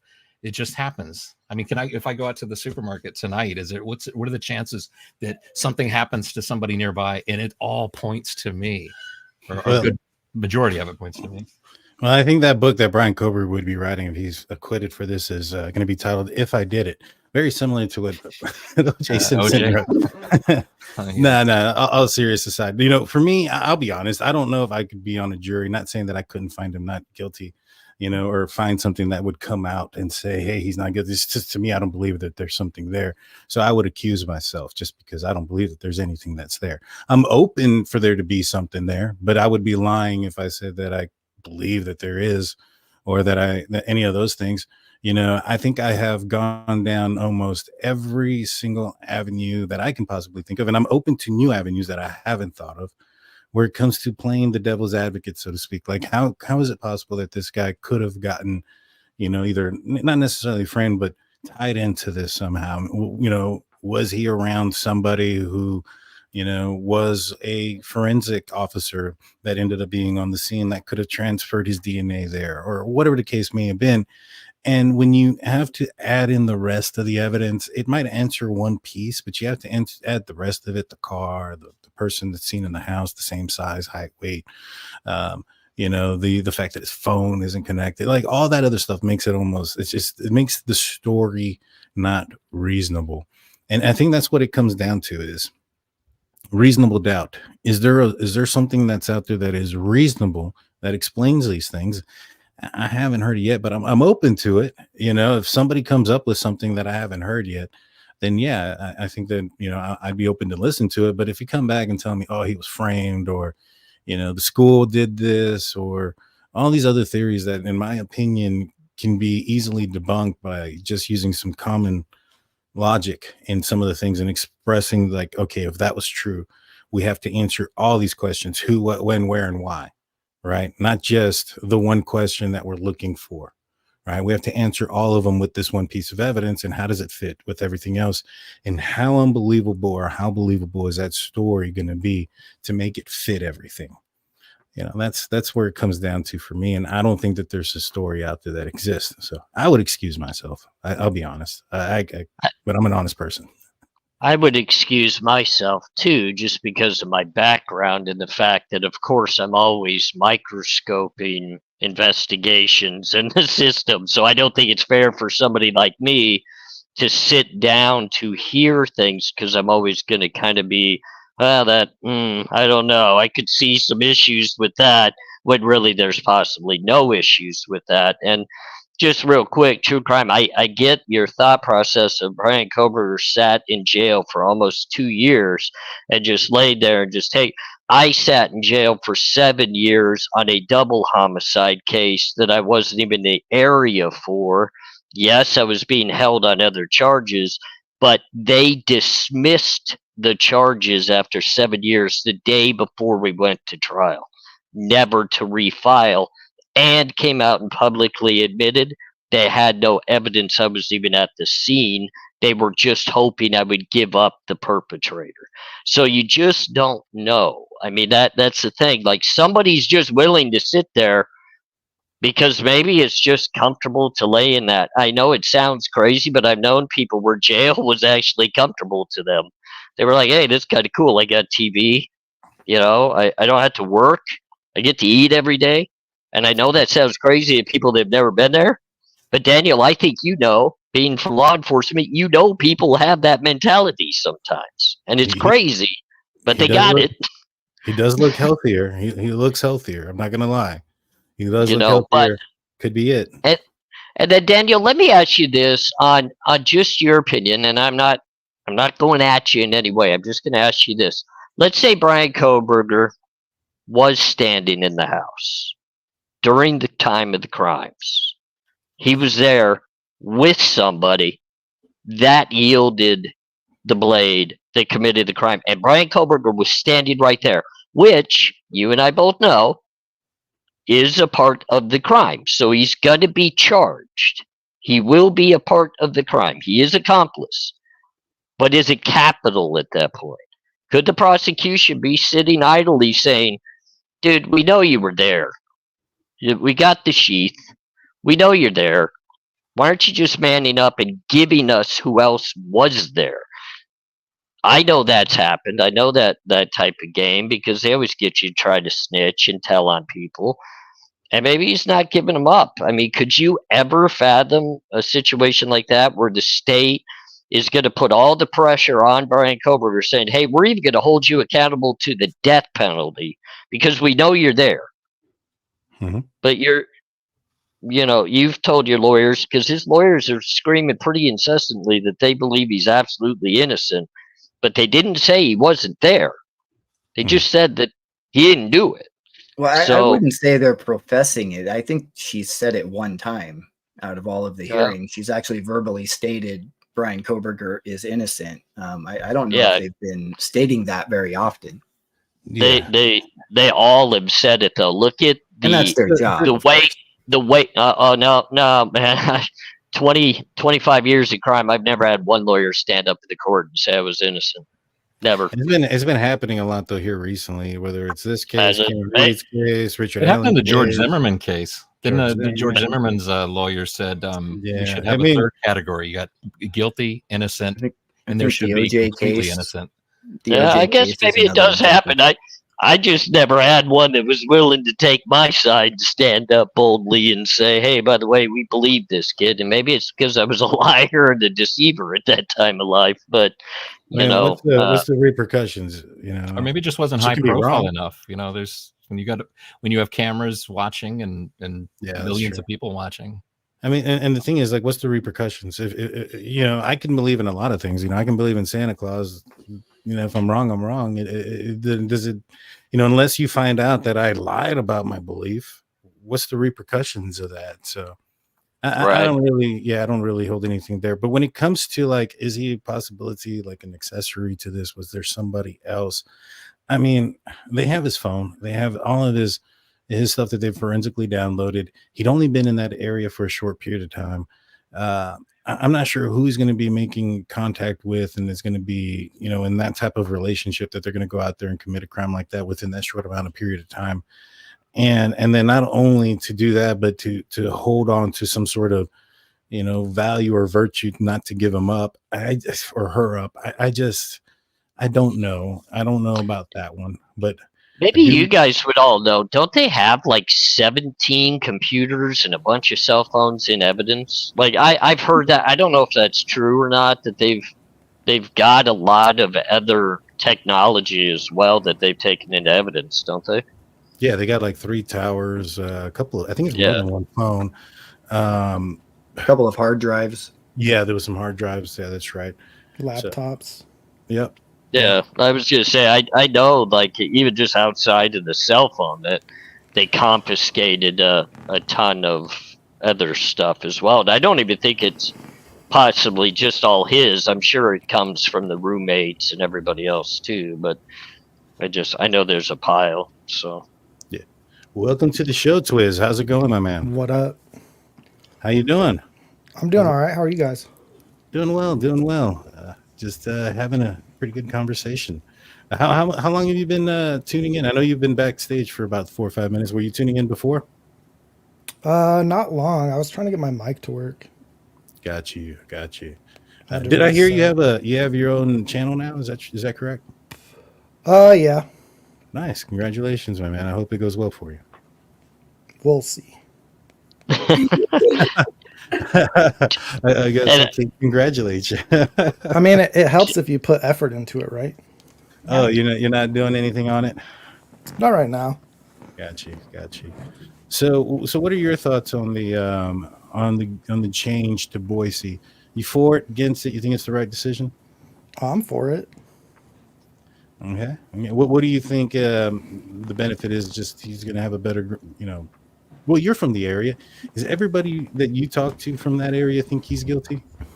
I don't really talk to people about it. Oh, got you. Do I you talked to hear like a few people. I talked to one lady who lives in Moscow. She thinks that he's guilty, but she wasn't really following the case very much either. And then there's a few other like moms that have been going to the hearings, and I talked to them a little bit, and they're not convinced that he's guilty. Yeah. See. I wonder if they got the survey. No, I think they both live in Pullman. Oh, got you. But at least one of their daughters goes to U of I. Uh-huh. And what is the daughter's thoughts? I don't know. It's kind of interesting. So her daughter works on campus. I don't know what she does, but it sounds like she walks around on campus like sometimes later, and the mom goes with her, like with her gun, because she doesn't want or think that her daughter is safe. You know what I mean? So Yeah. her daughter, or the mom, at least isn't convinced that Brian is the dude. Yeah. And then some people aren't, you know, some people are waiting for jury or for trial and everything to come out. Nothing wrong with that. Nope. That's how it should be, really. So you have I've heard at least that you have an interesting theory that you've spoken with Cy Ray. Is that correct? I did speak with Cy Ray, yeah. and that you think that he knows where Bryan Kohberger was during the exact time of the murders. Is that correct? We didn't talk about that, but Ray told me that he knows exactly where Brian was. During the murders or just at some specific time? That's really all he said, because he can't go into specifics. But that's cool. Knowing where he was, he couldn't have been there to commit the murders, if that makes sense. So does he have it sounds like he might have some sort of inclination where he was at some point in time that would make it impossible for him to get to Moscow at 4 o'clock. Kind of sounds like that. Yeah. Got you. So it doesn't have anything concrete during the time. Well, I don't know. Gotcha. I don't know. He can't. I mean, everyone is under the gag. They can't give you specifics. Right. Well, just remember, though, Ray can't tell you where Brian was. He can tell you where his phone was. That's true. Yeah, but no one is arguing that him and his phone and his car weren't together all night. Nobody. No, I don't think so. I think the argument is that Brian's phone wasn't connected to the tower or connected to service during the time of the murders. I think is the argument, and then the argument is that when he turned back on, he was near. I guess I'm assuming near I-95 and around Genesee, somewhere around there. I think the accusation is.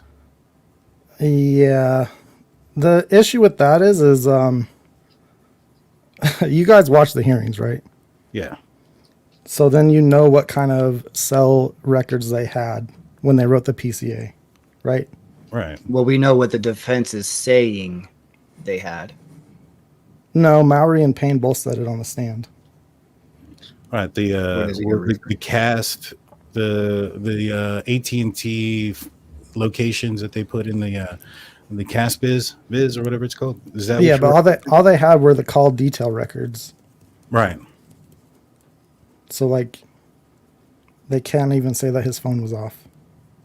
Right. I don't know if they're saying that his phone was off. I think they were saying that it wasn't connected to the network. And I think that when you look at things, when you break things out, yeah, you can't say exactly it wasn't, purposefully turned off. But to think that on accident or by some divine intervention that his phone would lose service in Pullman.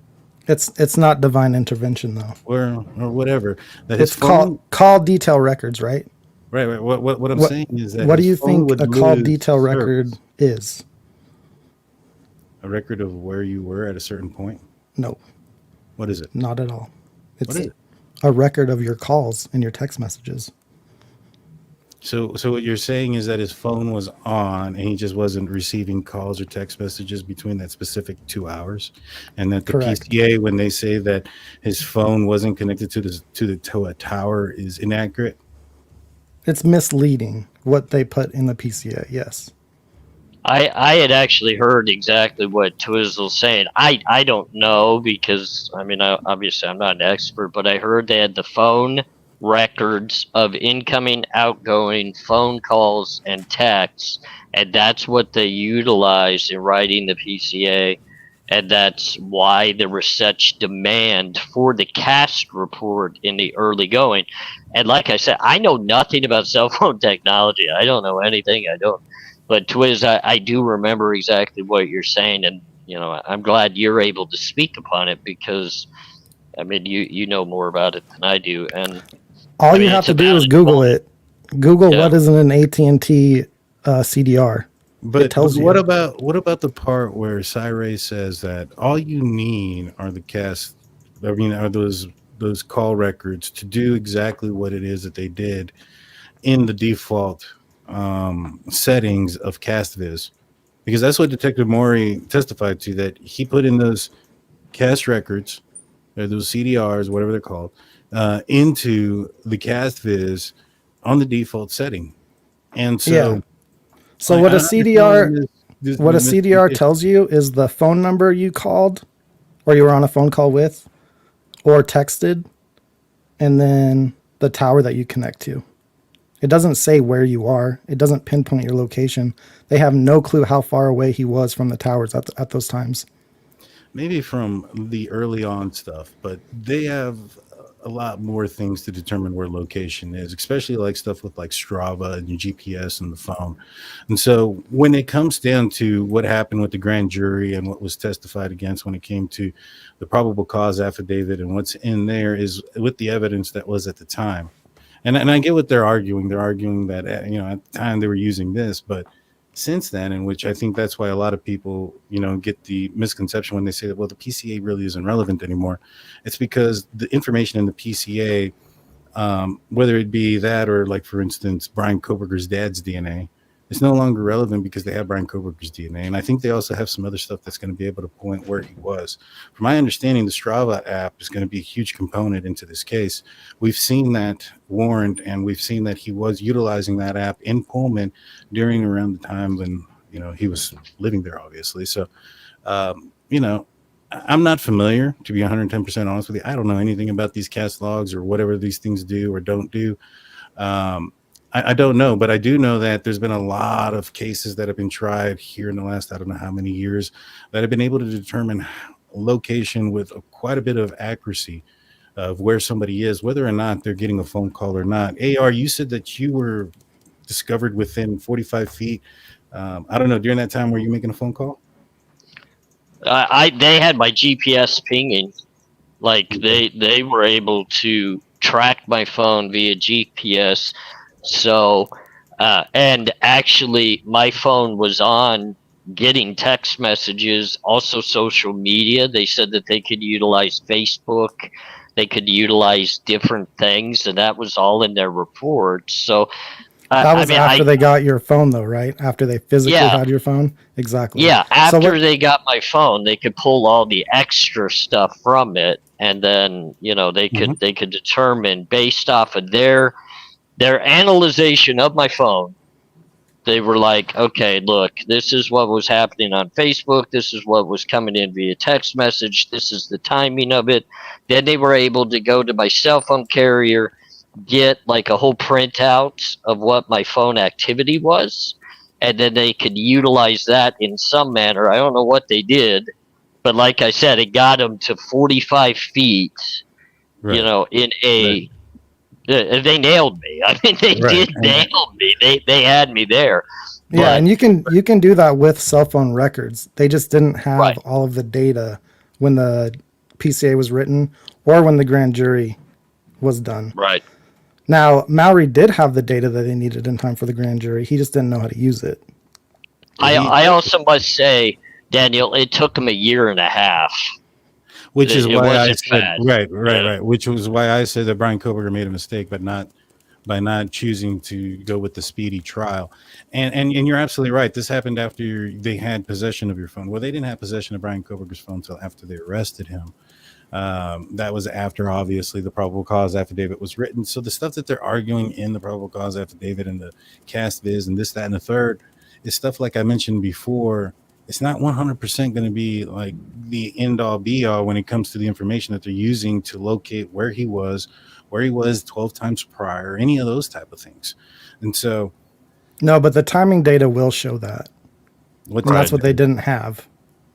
Right. But the timing data that they wanted was from Moscow to Pullman, and yet his phone. No, the timing data is from all the towers. Every time your phone. So are you're saying they have exculpatory evidence for Brian Kohberger and they're covering it up essentially? They had it.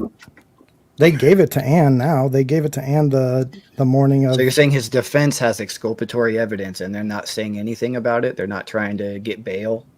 They're doing They can't do a bail. Why yeah, not? they can't get bail. If they have exculpatory evidence? No, in Idaho. In Idaho capital cases, they don't do bail. But why not use it as an alibi by now? I understand. Why do they have to do it by now? For capital cases. I mean, because at the end of the day, this isn't a game, right? This isn't a game. This isn't a I got you first or who got you or I got you. At the end of the day, this is real life, and this is, hey man, if you have something that says you weren't there, well, we need to go find the SOB that did this. So you can sit in jail and lollygag and play with yourself all you want. But if you have something that proves you're not there, come up with it so that way they can go find the right guy. Yeah, So and they got that. this whole thing, like, oh, I'm going to play gotcha at the end, or, we're going to go all the way to trial and I'm going to pull the rug underneath you. That doesn't happen in real life. I'll be honest with you. That don't have that. That's drama. That's Law and Order, SVU, or whatever that is. Well, that don't it happen seems in to real be life. happening in this case. I mean, you're perceiving it to happening in this case. The reality is, if they had an alibi for Bryan Kohberger, they would have come up with that alibi a long time ago. And what was his first tried to alibi? get him to get out. Well, the thing is, his alibi was that he was driving around and he hasn't given anybody any specific location, time, or place, or direction that he went. That was his first alibi. His alibi Yeah, and has he changed. also said that they would prove it based on the state's own witnesses. Right. Why do Using you can't Which- even, which but you is can't the even cast say report. which ones. You can't even say which witnesses. You don't have to. Like, and the thing is, why do you have to? Why can't you say where you were at and still use the state witnesses to prove it? Why? But do you Because I- how do we know that he hasn't told people where he is? Oh yeah, my goodness. I have a feeling. Okay, I It guess- just in my opinion, I think that the they're judge, going. well, hold on here, hold on. So, like, if so you're saying that the defense has done this secretly, told the judge, prosecution, somebody that where he's been at, and this is where he was at, and they are refusing to put that out there for the public or for whatever reason, right? No, they That's said he not- was that's in not Wowawai true. Park, the second No, alibi. they actually didn't say that he was Well, there. they actually do. It says What they including said- Wowawai Park. They said that You can pull it at up. a specific time, but they don't say during 4:00. Does it say at It 4 doesn't have a.m.? to be at 4:00. I think it does make a difference because who cares where he was at 2:00? All right, well, at let's 3:00? say around 3:20, 3:25, he gets to Wowawai Park, right? Okay. What mean, you if can at say that. 4:48, when his phone reconnects to the tower, he's at a place where he couldn't have been to 1122 King Road? I mean, you can say what if. I mean, we can what if all day. If my brother was born different, he'd be my sister. I mean, that's just the way it is. I'm not saying well, what that- if. I'm well, telling you let right me- now, at 4:48, he was in a place where he couldn't have been in Moscow. Well, I mean, how so? If he's pinned at, and let's just say, all right, let's just say that it's that we have to wait until trial to see how close it is. But if they have exculpatory evidence, my man, this thing would not be going to a change of venue. There would be some motions and some things that are being drawn out. It would not be going to a change of venue. That would not be the next step. When was the change of in this menu case. scheduled? It wouldn't matter when it was scheduled. The moment somebody has exculpatory evidence, I would expect to see that thing out there in front of the judge, or at least entered into within 10 business days. Within 10 business days. So that's what you would expect. That's you playing what if. Right, So- right. so That's right. your I mean, what if. She's just going to keep collecting that paycheck. No, no, no, on the because, on the like- taxpayers. No, I'm agreeing with you, Daniel. No. they would bring this to light because No, I know you're agreeing. this with is this trial is costing a lot of money, right? And if they're just Let- going to let hide me- this evidence that would result in no trial being needed, that makes zero sense. That's the whole point. Do you know what a Let- Frank's hearing That's is? the whole point of discovery. Discovery Do you know? is to Do you know what a Frank's hash it hearing out at is? the beginning so that they can determine if there's enough to take it to trial. That's there's reasons why they And- work together, the prosecution and the defense. Okay, Right. and they were withholding the evidence until that hearing. What evidence? The You're exculpatory assuming evidence? that, what evidence is there that they were withholding it? There is, they did turn it over within the time frame in which the judge gave them. The judge This- ordered to hand over this- that this- evidence in July of last Right. year. Yeah, but he also ordered the alibi to be turned in a long time ago. The as well, and alibi it was didn't turned happen. in. The alibi It was turned not in. an alibi, and even the judge said that was not considered an alibi, because an alibi in the state of Idaho, you have to give it a specific place, location, and time. And he specifically stated in his quote unquote alibi, he's like, I'm not giving a specific location or time that I was at anywhere, just that I take long drives throughout the middle of the night. And then at some other point, he talks about that, on other trips in November, he's taken pictures of stars and skies and gone hiking, but not that specific night, just other Okay. nights in November. So that alone also. How could he Find prove the sufficient exact trial? time he got to Wowawai Park? I don't know. I mean, I haven't seen anything proving he was there. Okay, that Can- doesn't mean that he can- wasn't there. I mean, there's quite a bit of evidence that proves where he was. No, there isn't. Hey, Twiz, just real quick. Daniel, I just want to throw something in just real quick. Okay. And this is just based off of my background. Let's just say I'm a lying criminal. Okay. I'm not really that believable. And I'm not saying Brian Kohberger is a lying criminal or anything of that nature. But when it comes to an alibi, would you believe somebody that's standing trial that just gives you a document, they handwrite it all out that says this is where I was at, this is what I was doing? Or would you believe if the cast report with the exact details of location, time, movement, everything was laid before you? So in my opinion, would it matter? But AR, I'm asking you, what difference would it make if you wrote down that information and they go and do the cast report? If you're not lying, shouldn't it match?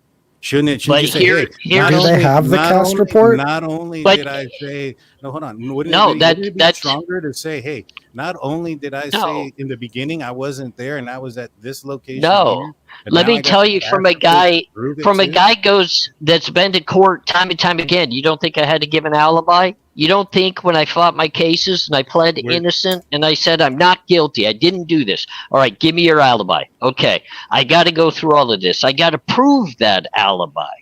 I have to prove it. They don't care that I submitted an alibi.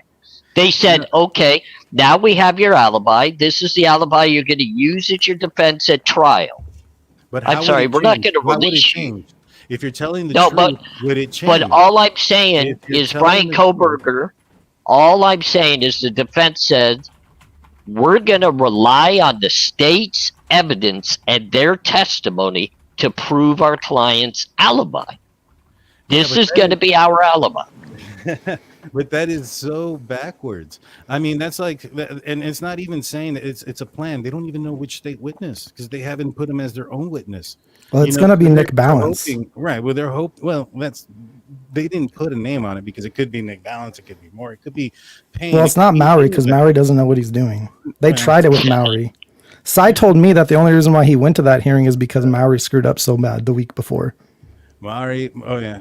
Well, I mean, Cy can say a lot of things, but at the end of the day, I think it was Cy whose work was thrown out in court, not Maury's. And so, you mean at the time when they took his evidence back into the hearing? Sharing information. Like I said, it was thrown out. Either way, and then it was brought back in. Like I said, it was thrown out, and he himself has said. I mean, I've never heard an expert on the defensive side ever say something to the effect like, I have the right to change my mind about this.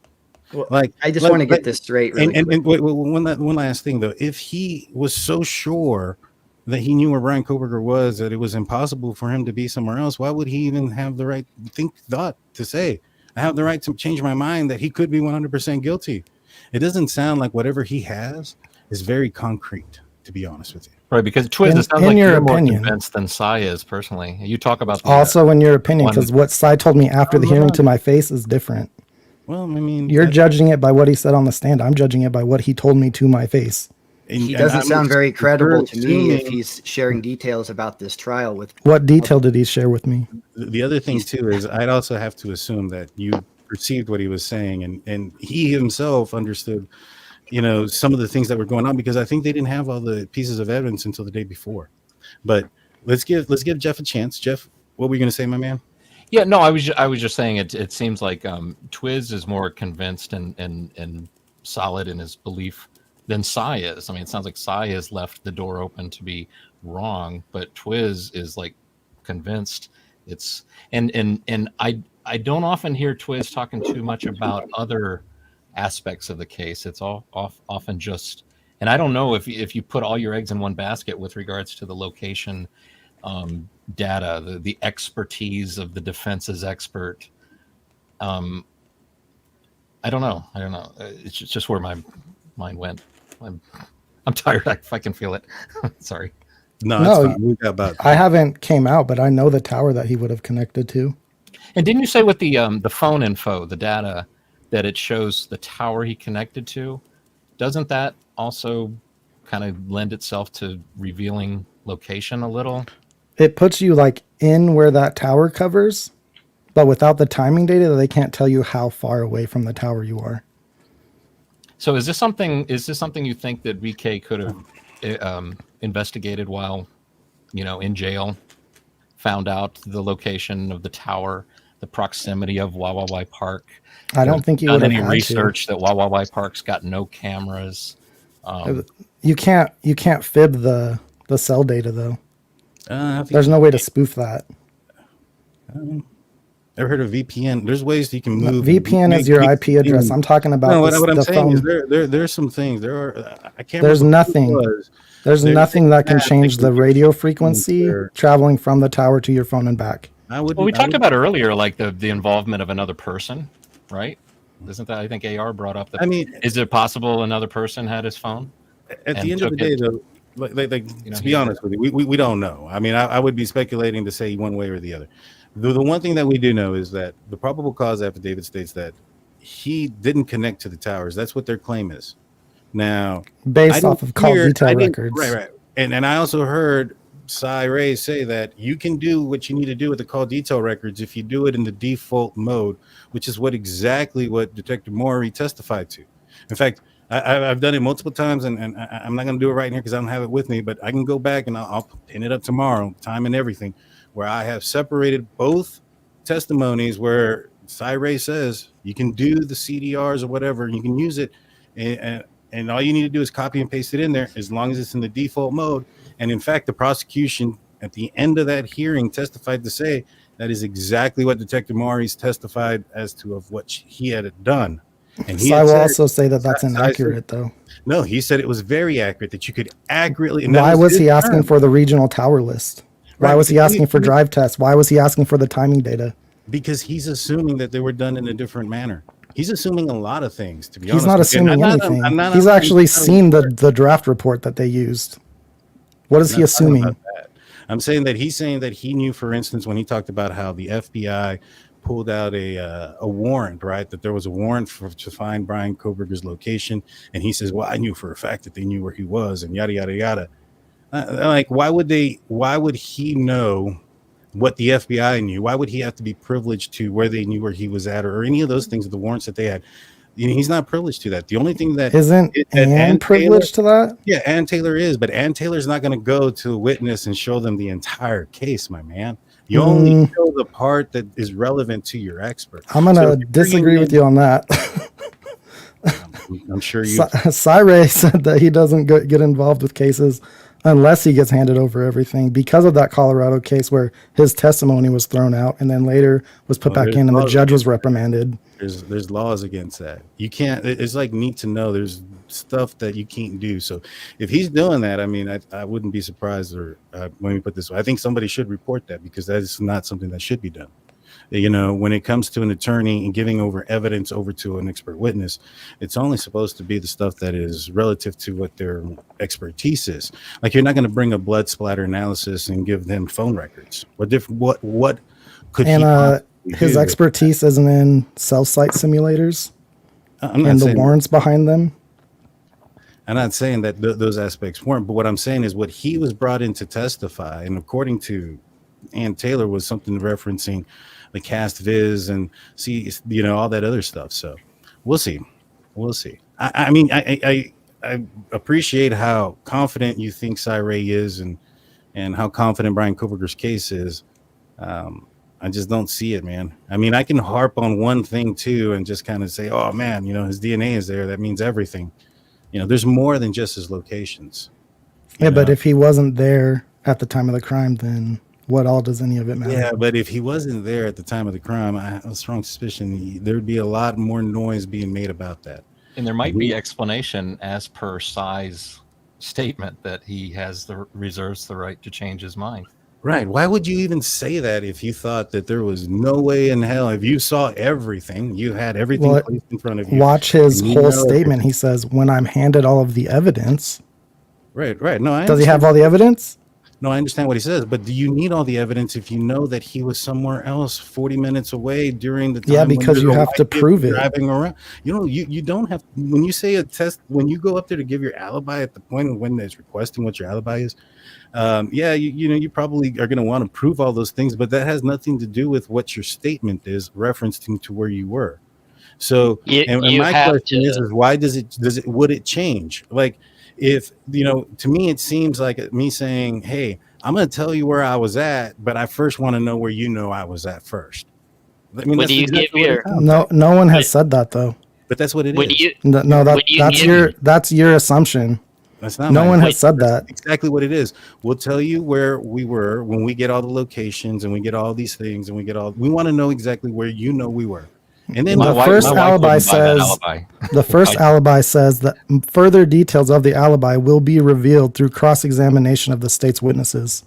But that's not the way it's supposed to work, my man. It doesn't matter if that's the way it's supposed to work. I mean, that's the thing. That's the way it's supposed to I work. I don't mean, there's think laws. they have- I mean, I you don't want think to they have to come in here prove and say these- it's innocent until proven guilty, and only want certain rules and laws to apply to Brian Kohberger, but yet not also say it to the same What time rules and laws that are they he asking for? shouldn't. No, what I'm saying is that he shouldn't oblige by the rules of the alibi, for instance, where He was is supposed to give a 100%. location, date and time. Well, he is, but he was. What happened to was? He was Okay, supposed for one, they gave the date and they gave the location. They have to But have the some location- information to prove the time. No, you don't have to have. You can't. They You couldn't don't- say that I went to Wawa Park the first day. How do you know that he didn't? That's what I'm saying. How do you know that he didn't? Because his alibi says that I was driving around with no specific location or time or direction. That's exactly what his freaking alibi. Okay, but that has nothing to do with the day that he was arrested. Oh my God. You're just Because saying, I- well, I when he was believe arrested, more why in didn't he law tell him that? How do you know that he enforcement didn't I'm tell him not that? I'm not talking about when he was than I arrested, do sir. an I'm talking unbacked up about. statement. Hold on. I'm not talking about when he was arrested, sir. I'm talking about when they asked him for his alibi. Where was your location? Why wasn't at that point he didn't say I was at Wawa Park? Why does he need to see what the evidence is before he can determine where he was? It Is makes that what's zero going sense. on? Yeah, it is. That's your assumption. I mean, How do you know Ann Taylor, being a smart attorney that she is, said we shouldn't tell him that until we can prove it? Well, that would also be violating the Idaho law, and I mean, this What law would that violate? the protocol. I mean, it is statute there in Idaho. Have you haven't even read it, Daniel, and I already know you haven't read it. So actually read it. I have read it, my man. There is. Yeah, you always there skip is over the reason. part that says they can bring in new evidence during a I'm trial. not saying that they can't. What I am saying is what an alibi is by definition is a specific location and time during a specific Okay, and he doesn't have the And he specific time didn't- because they don't he have the didn't data to even prove it. say- Look, Twiz, he didn't even say which direction he drove. Come on. How do you man. know that? Because he didn't. It wasn't No, in his you're alibi. okay. You're reading the alibi that Ann Taylor wrote, not what Brian Kohberger said. So, well, we'll hopefully hear and see what Brian Kohberger says. I doubt he'll take the stand, but if he does, we'll hear and see what he says. And if Well, I if don't- they I don't had think exculpatory evidence, it wouldn't even get to that point. It probably wouldn't even gotten to this point. But true crime time. I'm sorry, I've been interrupting you so much. What do you got, my No, man? you're good. You're good. I was just gonna say I don't think they necessarily have to prove where Brian's phone was when the murders occurred. I don't think that's True. part of a key thing that the prosecution is required to bring to the table. There's other ways to prove that he committed the crime.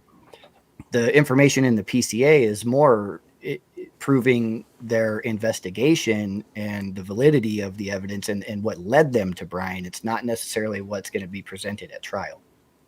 Right. Okay.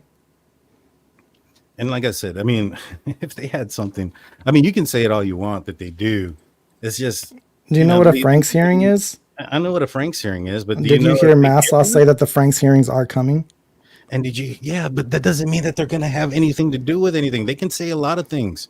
I think they even said something to the effect that if this happens, well, maybe or maybe not. I mean, it doesn't matter what they say, bro. Just because But they what- happen doesn't mean, or just because they file a motion for something doesn't mean they're going to be granted anything. But what if they are? Formality. And just But because what they if say they Brian are? Kohberger But did the when- crime doesn't mean when they're it- guaranteed when to. it happens, then we'll talk about it. But I don't Okay. understand why we got to be like, all right, hey, you know what? Yeah, there's a Frank's hearing. That must mean he's innocent. Like you're going. No, from- no. Did I say that he's innocent because of a Frank's hearing, Daniel? No, Come on. It sounded Come like you're alluding on. to it. You're telling me. have you Come heard of it? on. Have you heard of it? Twiz, You're why do you acting think like he's that means innocent? something. Well, what because would you say he's? Why He wasn't in that's Moscow that right. night. He wasn't in Moscow that night. He wasn't in Idaho at the time of the crime. So that's it. That's so. How does it? What about How do his you- DNA on the sheath? If it is his DNA, that doesn't even place him in the house. Just places. Might him not I in mean, the- I- DNA on the sheath. That's totally If I held a knife in a sheath and I handed it to somebody and they walked into a house, my DNA is on that sheath. Did I kill anybody? So your story is that he handed a knife in a sheath and went. That's to not the my car. story. That's called a possibility. Well, I'm not asking you for possibility. I'm asking you for a reasonable explanation that covers all the evidence, because that's what it's about. I mean, you can pick and choose certain things. Like, my biggest complaint about this is when I come across somebody who has these, like, oh yeah, it's easy to do this, it's easy to do that. That's like me saying that 10 plus 10 plus 5 plus 5 equals 30, and you telling me no, because 10 plus 5 is 15, and that's only a fraction of the problem that I'm talking about. You're not putting in all of the components into what this case is. And so, yeah, you can pick and choose. Like, oh, there's 20,000, Elantras. There's this, there's that. All right, put them together and tell me, does that story make sense? They've already said that's not his car driving by the house. I mean, they can say whatever they want. They said he's innocent. No, too. I'm talking about Payne, the prosecution, the state. That wasn't his car, not driving by the house. Please. Yeah, it was. When did he say that? During the hearing. See, there again, this is the perception aspect. When he said, perceptions work both ways. So just because you perceive it, no, whatever you're about to say right now can go straight to your face. Right. Let me. That's how perceptions work. Ask me if I'm correct. You're referring to the aspect of when he said there was no evidence of stalking, right? No, I'm talking about driving by the house that night. Right. But the reason why you're saying that in the hearing portion of what you're saying is because of what Bill Thompson said. Is that correct? No, I'm talking about Payne. I said Payne 3 minutes ago. So then what did Payne say that said that he wasn't driving by the house 12 times? We're not talking about 12 times. Or whatever. We're talking about that night. His car is not on camera. Oh, going on I-95 towards Moscow.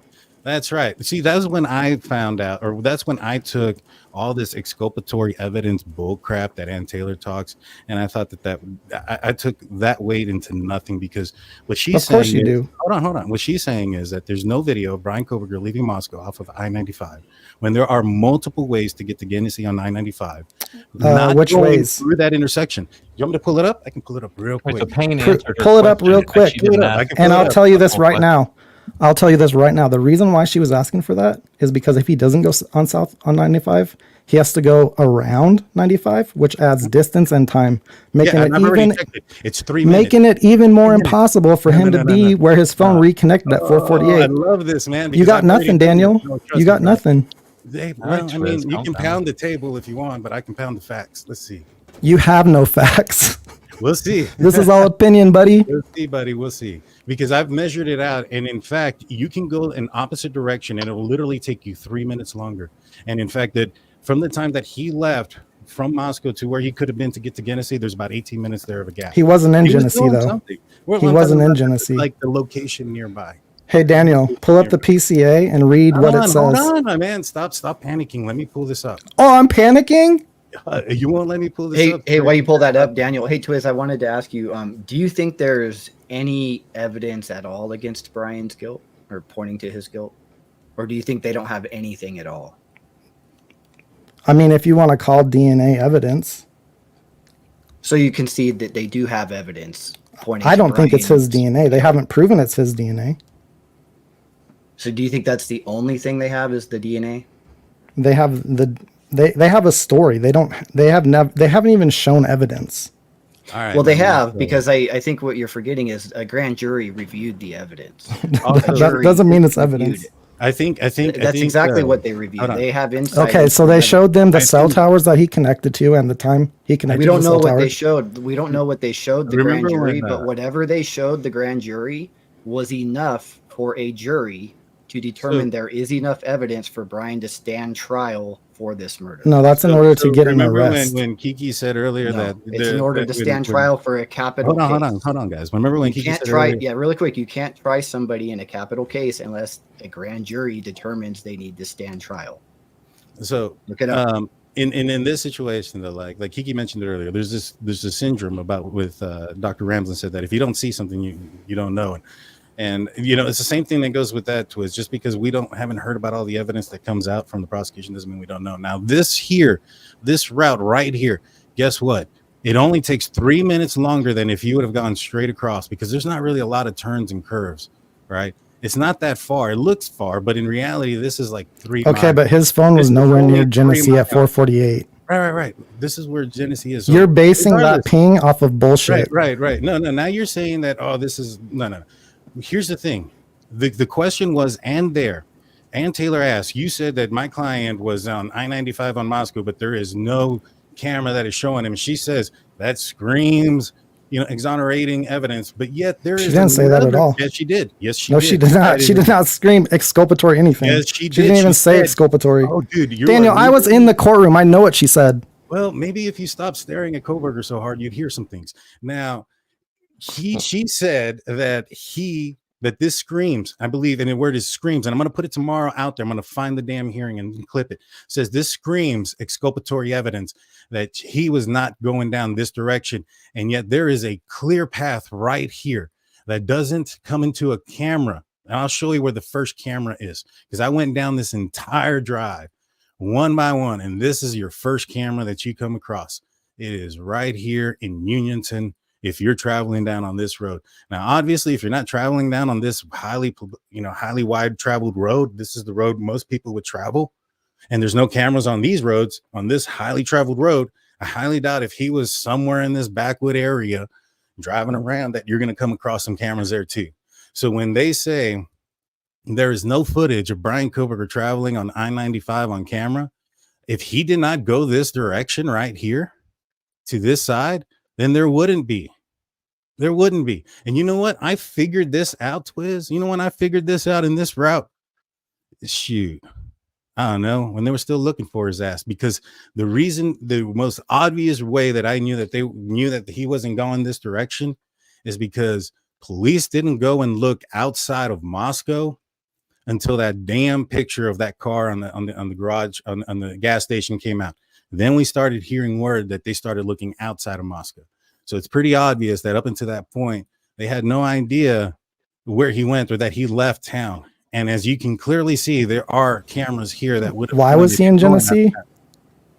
Well, I don't know why he was out here in this area. Well, he wasn't in Genesee. So why do you have a ping there? I have this ping as being the general location of where he came out at. Yeah. Okay, but if you actually read the PCA, what it says is he connected to cellular services. That cover doesn't mean that he was there. Doesn't mean he was close to there. All it means is that the tower covers that area. And because it was a call detail record, all they could see was the tower and the coverage area of that tower. Well, I mean, now they have without the timing data, they have no idea where he was. Right, but now they have his phone too. So we'll see what they have. We'll see exactly what they have when the court comes. But this here, right here, buddy, this path right here is 100% no cameras. And this is 100% not going to be so far out of the way that he's not going to be able to get from here to here in 18 minutes. You're right, but he wasn't there. That's the issue. I mean, that's what you're saying. I haven't seen anything like the defense. You can say this. Well, of course you haven't seen it. What tower covers that area? The defense hasn't come forward saying, "Hey, this is where he was at." All we have, and the prosecution hasn't said that's where he's at either, Daniel. That's you assuming. Quite a bit of things saying they have a map. When does the prosecution say that he was in Genesee, near Genesee? Do you want to look at the map? Should I point you the map, the route? The map that says possible route of travel. Is that what you're referring to? Yeah, because the possible route of travel. See, what you don't understand is the timing and things. This was before his phone was picked up. Now, I can pretty much guarantee you they have a pretty exact route of which way he went. And I can pretty much guarantee you that if this route was some impossible route that they couldn't get to, that they weren't going to just say, you know what, screw it. Let's just still go after Brian Kohberger and leave this quadruple homicide maniac out there and these victims just to suffer. Because you know what, at the end of the day, come 2 years, we're going to end up being in court. We're going to look real stupid. He's going to end up walking. We're going to have to find somebody at that point anyways. Like, come on now, man. If that information was out there and it was access to the police department, you think they would really put their face into it like this? Well, that's what they're doing. Highly doubt it. And you can highly doubt it all you want, but show me the tower that covers that area. There's a lot of towers, dude. Where else could he be? Bro, I'm not a tower specialist. I'm not a tower expert. And you're acting like you are because you had a 10-minute conversation with a guy who is. And that's just kind of weird, to be honest with you. That's okay. It's very it reminds me, I don't know if you guys have seen the movie Jingle All the Way. And there's a scene where Arnold Schwarzenegger's wanting to go buy some toys and they're not letting him into the toy store. And he gets pulled back and Sinbad's like, come here. You can cut in line here. And then he starts telling him about these conspiracies, about how There's toy cartels and there's all these things, and he justifies it because he spent half a semester in junior college in psychology.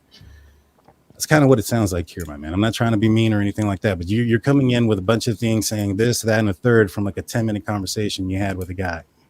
Did Cy tell me about this? Did he tell me about the towers?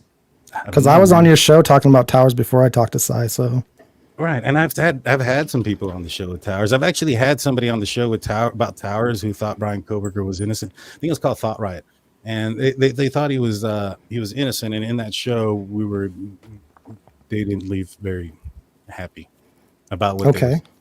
So I mean, is that supposed to be somehow evidence that somebody's incorrect? No, I mean it's not evidence of anything else other than the fact that, like I said, I'm not an expert in phone towers. I don't really think you are either. I mean, unless correct me if I'm wrong. I don't have to be to understand the technology. Just what like if the prosecution comes to trial and just like I don't have to be an expert to understand that the circumstantial evidence points in one direction. Just the like circumstantial evidence that you have read, that doesn't mean it's evidence. That's a story you've been told. Oh, now it's a story. Well, that's a good point, because what if the prosecution comes to the trial and they don't even say that's the route at all that Brian took? What if they have a completely different route? That's Mowry said that he had, or not Mowry, but Payne said he had no idea the route he took. There's just multiple of them. Right, exactly. When there's two, he's not the expert. So what if the prosecution comes and says, you know what, he took this route and it's completely different? Okay. Does that change anything? I know the route that he took. The route doesn't matter that he took. The route does matter. Unless it's going to prove that he couldn't have been there. Correct, because at 448, he was too far to get to the spot that his phone turns on or reconnects to the tower. It is too far away to get from the house to where his phone was at in time. There's not enough time. I think that's where you get experts who are kind of testifying to their expertise, and then you have the other evidence backing up what they're saying. So you can say you're making a statement as if you know that as a fact, but you don't know what the prosecution is going to present at trial. You know what corroborating evidence they do have, though? They do have Brian Kohberger on video and certain points in that night going into and out of Pullman while his phone was on and on camera to determine accuracy of their pinpoint location. So they didn't have any pinpoint location. Well, they're cast. Did they have the timing data? Whatever they did have, they were able to determine this is where he was at and corroborate it with footage. So we do know that where there was footage, there was corroborated evidence. So, I mean, we would have to believe that where there wasn't footage, at that point, only at that point, once the cameras, he got out of camera range, that's when it started to malfunction. I mean, again, the cameras didn't malfunction. No, I'm not talking about that. I'm talking about the accuracy of his locations. No, they didn't have any accuracy at all. They had the towers that he connected to. But you can determine. They put on there when the PCA was written, they didn't have it. When the PCA was written, they had the cast points, and when that PCA was written, they also had the cameras of him going into Pullman, and then the cameras of him going and traveling through Pullman before his phone was off. They also have him on camera and located in Clarkston, Washington the next day, and Albertson, and then they have that corroborated with cameras. So what I am saying is, and what you're saying here is that it is accurate up until the point where the cameras are no longer there. Once he goes out of camera's view, the location accuracy goes. When did I say that? Well, I mean, that's what you're saying. He's not. No, that's your assumption. You're putting words in my mouth. No, I never said that. What are you saying? You're saying that he wasn't where they said they were. They didn't say he was anywhere. They said the tower that he connected to, and they drew a map. You know exactly where he was at. Correct, I do. For him to get to where they said he was at. Yep, right? And the tower that I'm talking about. What you're basically saying is, because you just said that where they have him on video going into Pullman, and they have him peeing there and in Clarkson, would you agree that that's accurate? Yeah. So you're saying is where it's not accurate is where the cameras are off. No, that's not what I'm saying. Okay, so then you're saying they are accurate when the camera is off. Well, you'd have to be looking at what evidence are they talking about? You're talking about MPDs? Well, that's what I'm at. No, I don't care about that. For one, they didn't. It's not evidence. They said a possible route. They have no idea where he was. It doesn't matter. What I'm saying it does matter. What I'm saying is, if they're accurate when there's a camera there, but you're saying they're also accurate when there's not a camera. So then they would be accurate where they're saying that he's at, but then you're saying no, he's not. That's not accurate. So you're contradicting yourself here, my man. Am I? Very much, and it's very confusing. Because to you, maybe.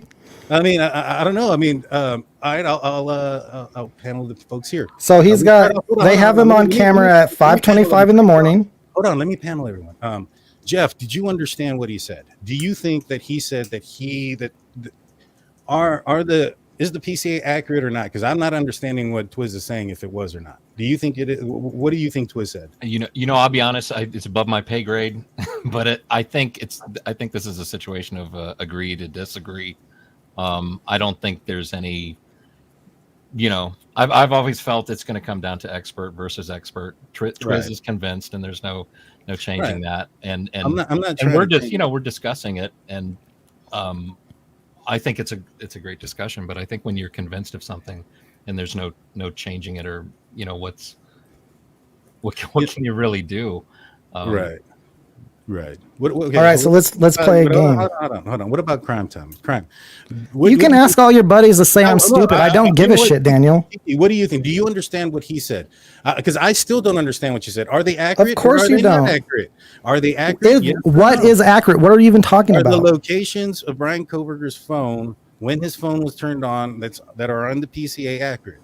And I'm including the ones where he's corroborated on video. They don't give any locations based on his cell phone data in the PCA because they didn't have the data. Okay.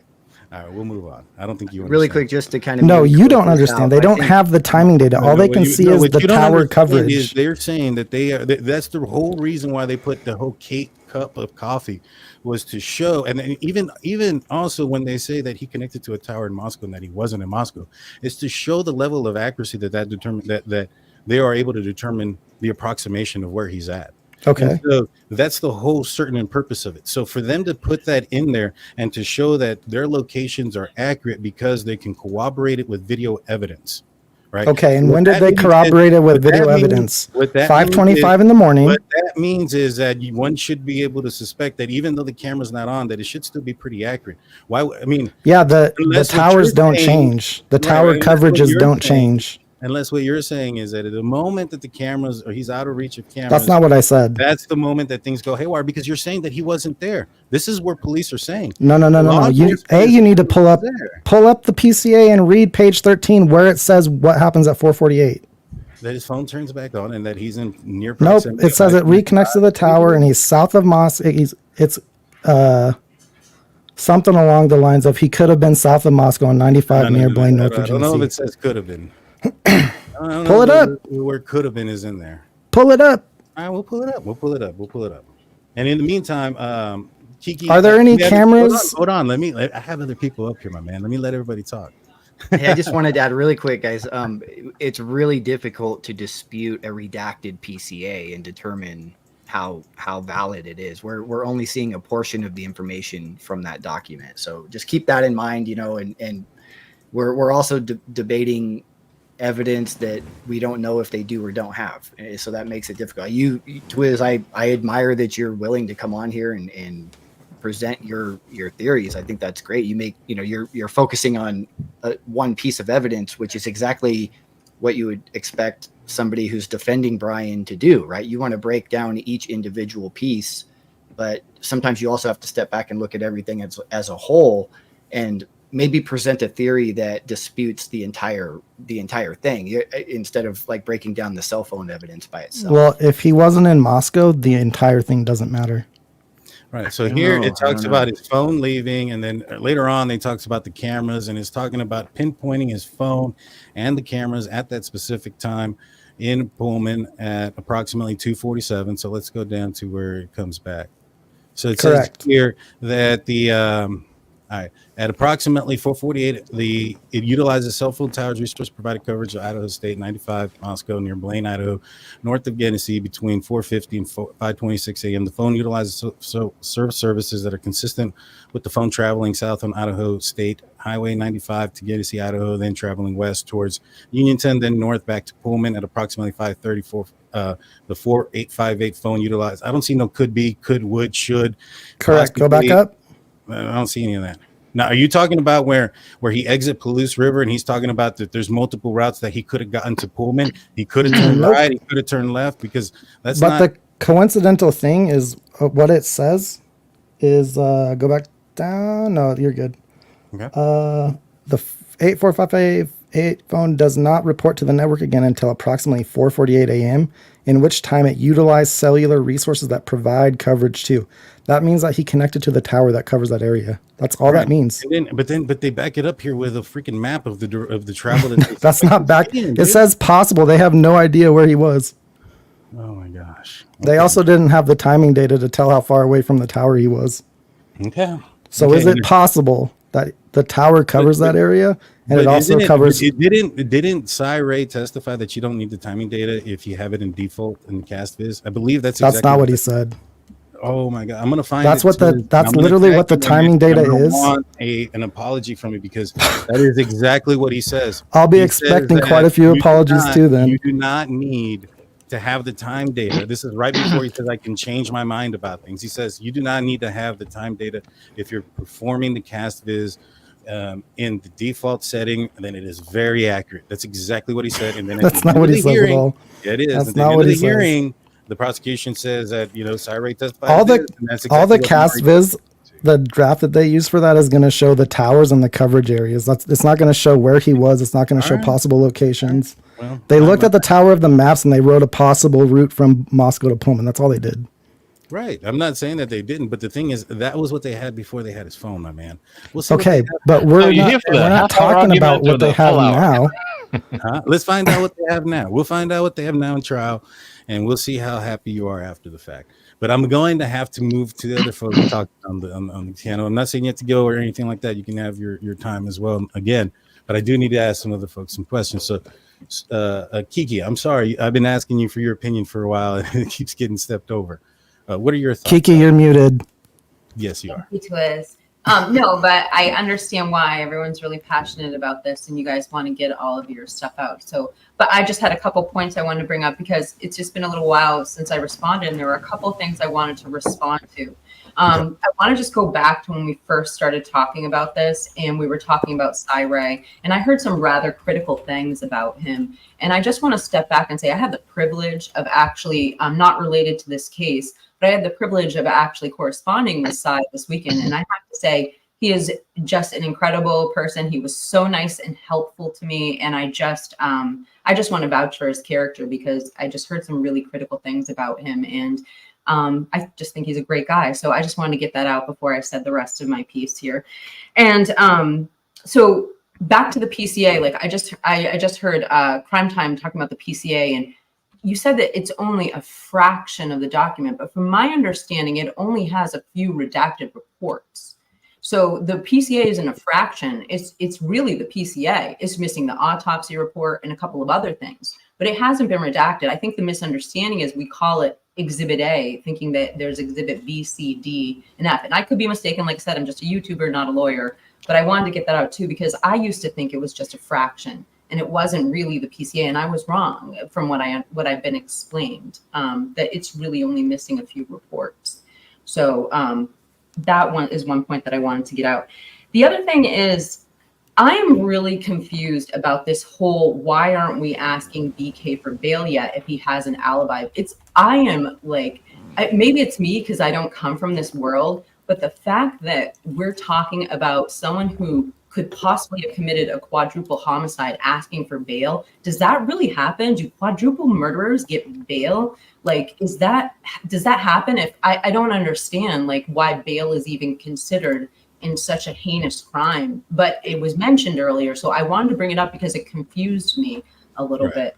I think I can clarify that. What I was saying was, if there were evidence to support Brian's innocence, why aren't they fighting to get him free more? Why wouldn't they be? If back to the exculpatory evidence, if you have exculpatory evidence, would you rather sit in jail for 2.5 years and watch your life waste away? Or would you want your attorneys fighting for you to get you free during your trial if you had evidence to support your innocence and you were actually innocent? Wouldn't you want that? Especially with his background and his understanding of the process.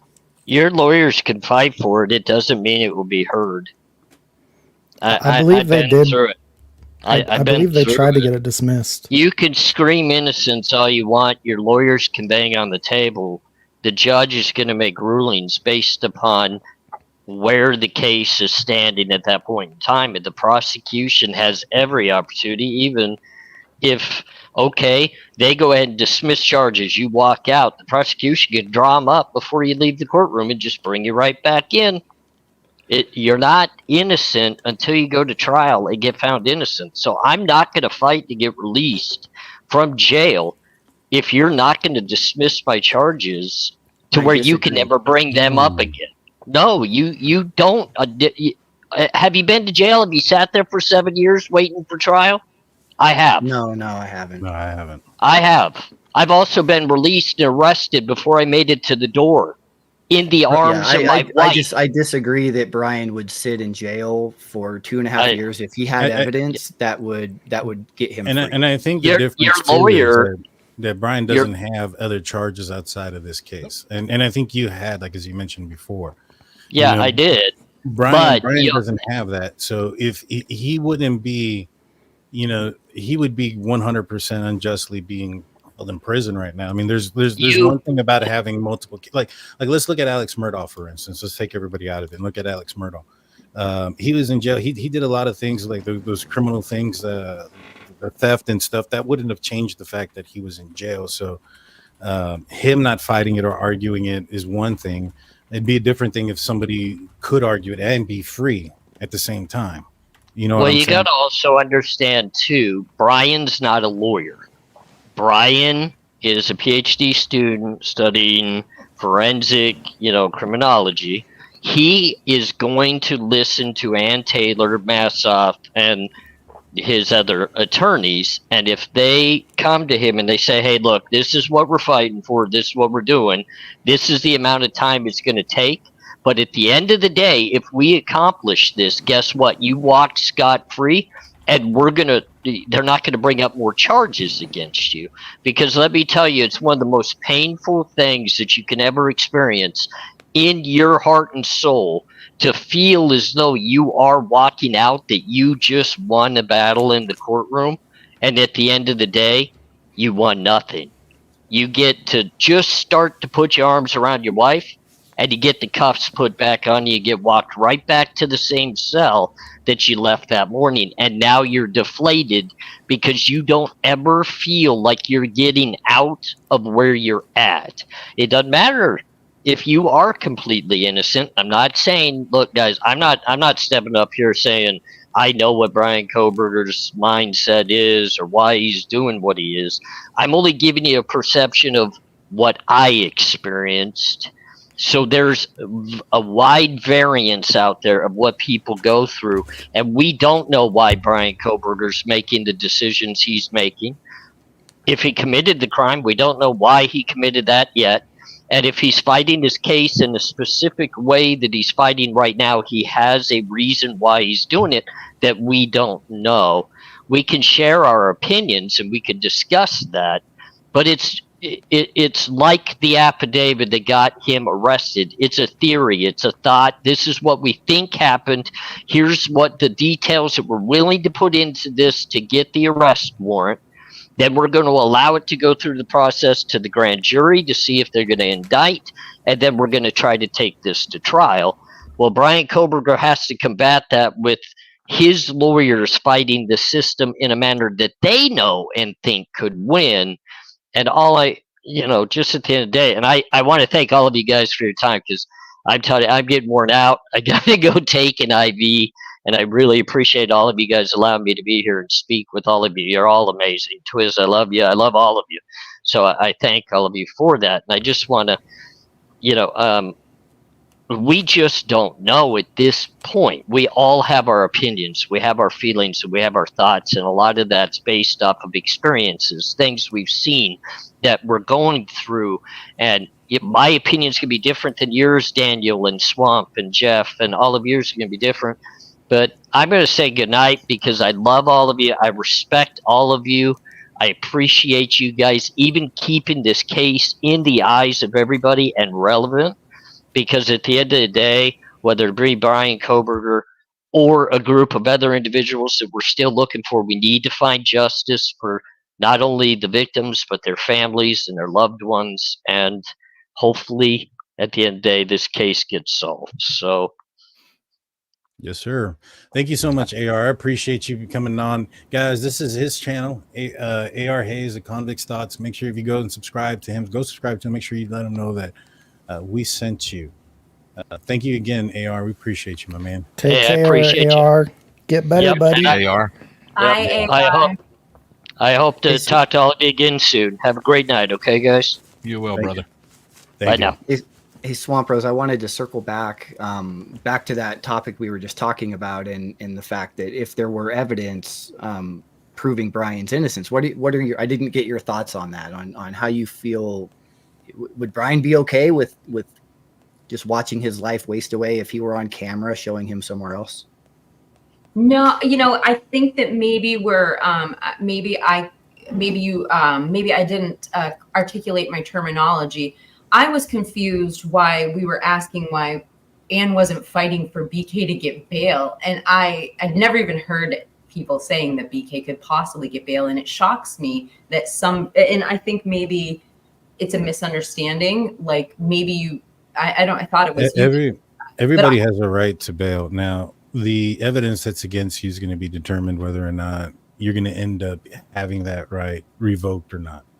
And, some cases, yeah, there's certain things. Sometimes it takes money. I mean, you'll get OJ, look at Casey Anthony. They all got bail, bond, and they were charged of heinous crimes as well.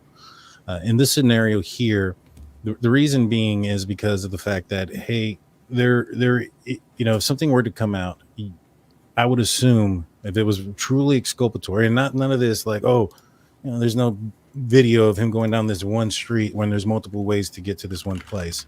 Like if there was legitimately something there, I would have anticipated seeing a lot more movement and a lot more things going on versus this, like, all right, we're going to do this and we're going to do that. And we're going to testify that he was here and Floyd Cannabis, he wasn't there. And then it just doesn't happen. And so, that's just kind of where I'm at on that as well. But like everybody has a right to bail. And if there's some sort of evidence that is exculpatory, I think she can bring up that and say, hey, he's a PhD student. He has a clean record, yada, yada, yada. First time this. And we have this evidence that says he was somewhere else.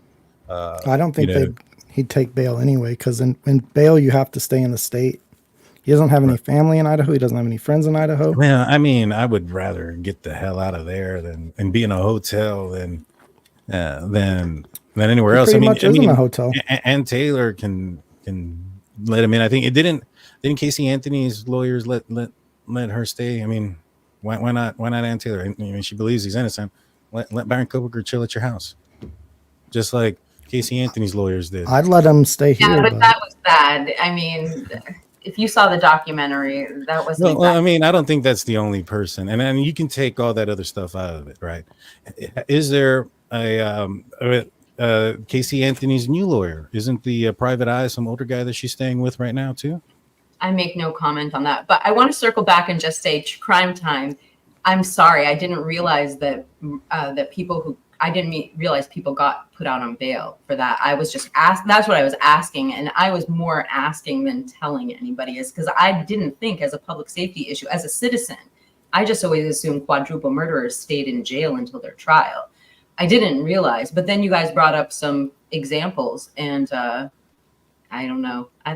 But that's something. And I think that there's a judge, right, who's going to review the case and the evidence and make a determination on that. And that's kind of my point. It depends on the evidence. And that's the key. If there is no evidence showing his innocence or casting doubt on the case, then they're going to hold him there. But if, again, this is in response to the exculpatory evidence angle of, well, there was something showing Brian didn't do this. Mm-hmm. And if that were the case, I would assume that they would be bringing that up more, right, and trying to get him. Lack of evidence is usually one of the biggest components to why a defense attorney would ask for a bond or bail. And saying that there's a lack of evidence here. or we have this amount of evidence.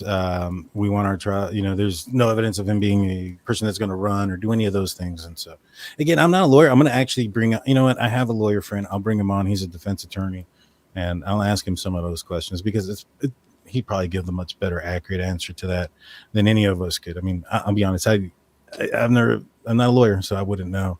Can I ask you guys one more question though? Yeah. And it has to do with the same subject: exculpatory evidence, alibi. So whenever I hear this, my impression from everything I've heard is that this alibi and discovery is like a tit for tat between these two parties, the defense and the prosecution, because the discovery hasn't been met yet either. So they still have, it was like 5 or 10% of it that is still not due until September or something. And so I would say if the discovery was supposed to be provided before the alibi, I would say it looks like to me, they're playing a legal game of chicken or tit for tat. Like they're saying, well, I'm not going to give up all of this until you give out all of yours. And it seems like it came that way when we saw the scheduled hearings coming up, because the alibi hearing or the deadline for the alibi is after the deadline for discovery. And again, I'm asking, I don't know, but these are just the perceptions, and perceptions, like Twiz was saying, are everything. They go both ways. So the perceptions that you guys have of the evidence might not be the same perception that we're having. And that's why the conversation is great. And I love listening to Twiz talk, because I do know, he's not a casting expert, but the problem is this is a very complex subject, and it's nice to have somebody put it into terms. So I do appreciate your technical explanations, Twiz, because I do have some doubts in my mind when I see that moment at 4:45, and I shouldn't say doubts. It makes me want to know more when I see that map of BK's phone coming on at 4:45, because the round trip just doesn't look like you can get that done in the 35 minutes or whatnot that there is. So not saying that, it proves anything, but I am saying right there, as a regular citizen who wants to make sure the evidence is correct, I'm going to ask more questions, or it's creating some sort of reasonable doubt for me. And again, just that's all I have to say. I'll shut up now. So I want to point this out real quick. So he is seen allegedly at 4:20 leaving a Willensa Drive. So that's about right here. And it's at 4:48 that it comes back on. So we're looking at a total of 18 minutes. So I'm just going to draw a line so we can measure roughly how long of a trip this would be. So right here, I mean, how long do you think it would take you to get right here? So there's about 15 minutes. Could you drive this entire route and get 15 miles in 18 minutes or 28 minutes? 100%. I mean, that's not undoable. And I mean, if we were to take this off and let's do the conventional route that Ann Taylor is saying, oh, you know what, let me start this over because I didn't start it from there. So it's from right here. Let's see this. So this is the route down whatever. So to this point right here, this intersection, this route right here, I think was a total of 6 miles. Right here, it's 5.4. So even though it's this appears to be longer, it's about the same distance. And so it adds about 8 minutes of drive time if you do it on Google Maps. So you're looking at 11 miles versus 15. So you're looking at 4 mile difference. Okay. So 4 mile difference. How long would it take somebody to drive 4 miles if they're doing, I don't know, 50 miles an hour through there? And you're probably looking at about 5 to 6 minutes on top of, it took like I said, it only took 15 miles here. I mean, you're looking at probably 20 minutes. That's well within the amount of time that it takes to drive here. It's not that long of a distance.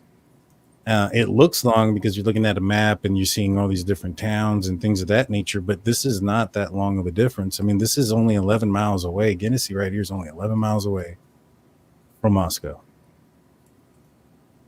That's not that far, or probably about 12 to 13 when you add the extra little bit here, but that's not far. This isn't like traveling from, one side of Los Angeles to the next or anything like that.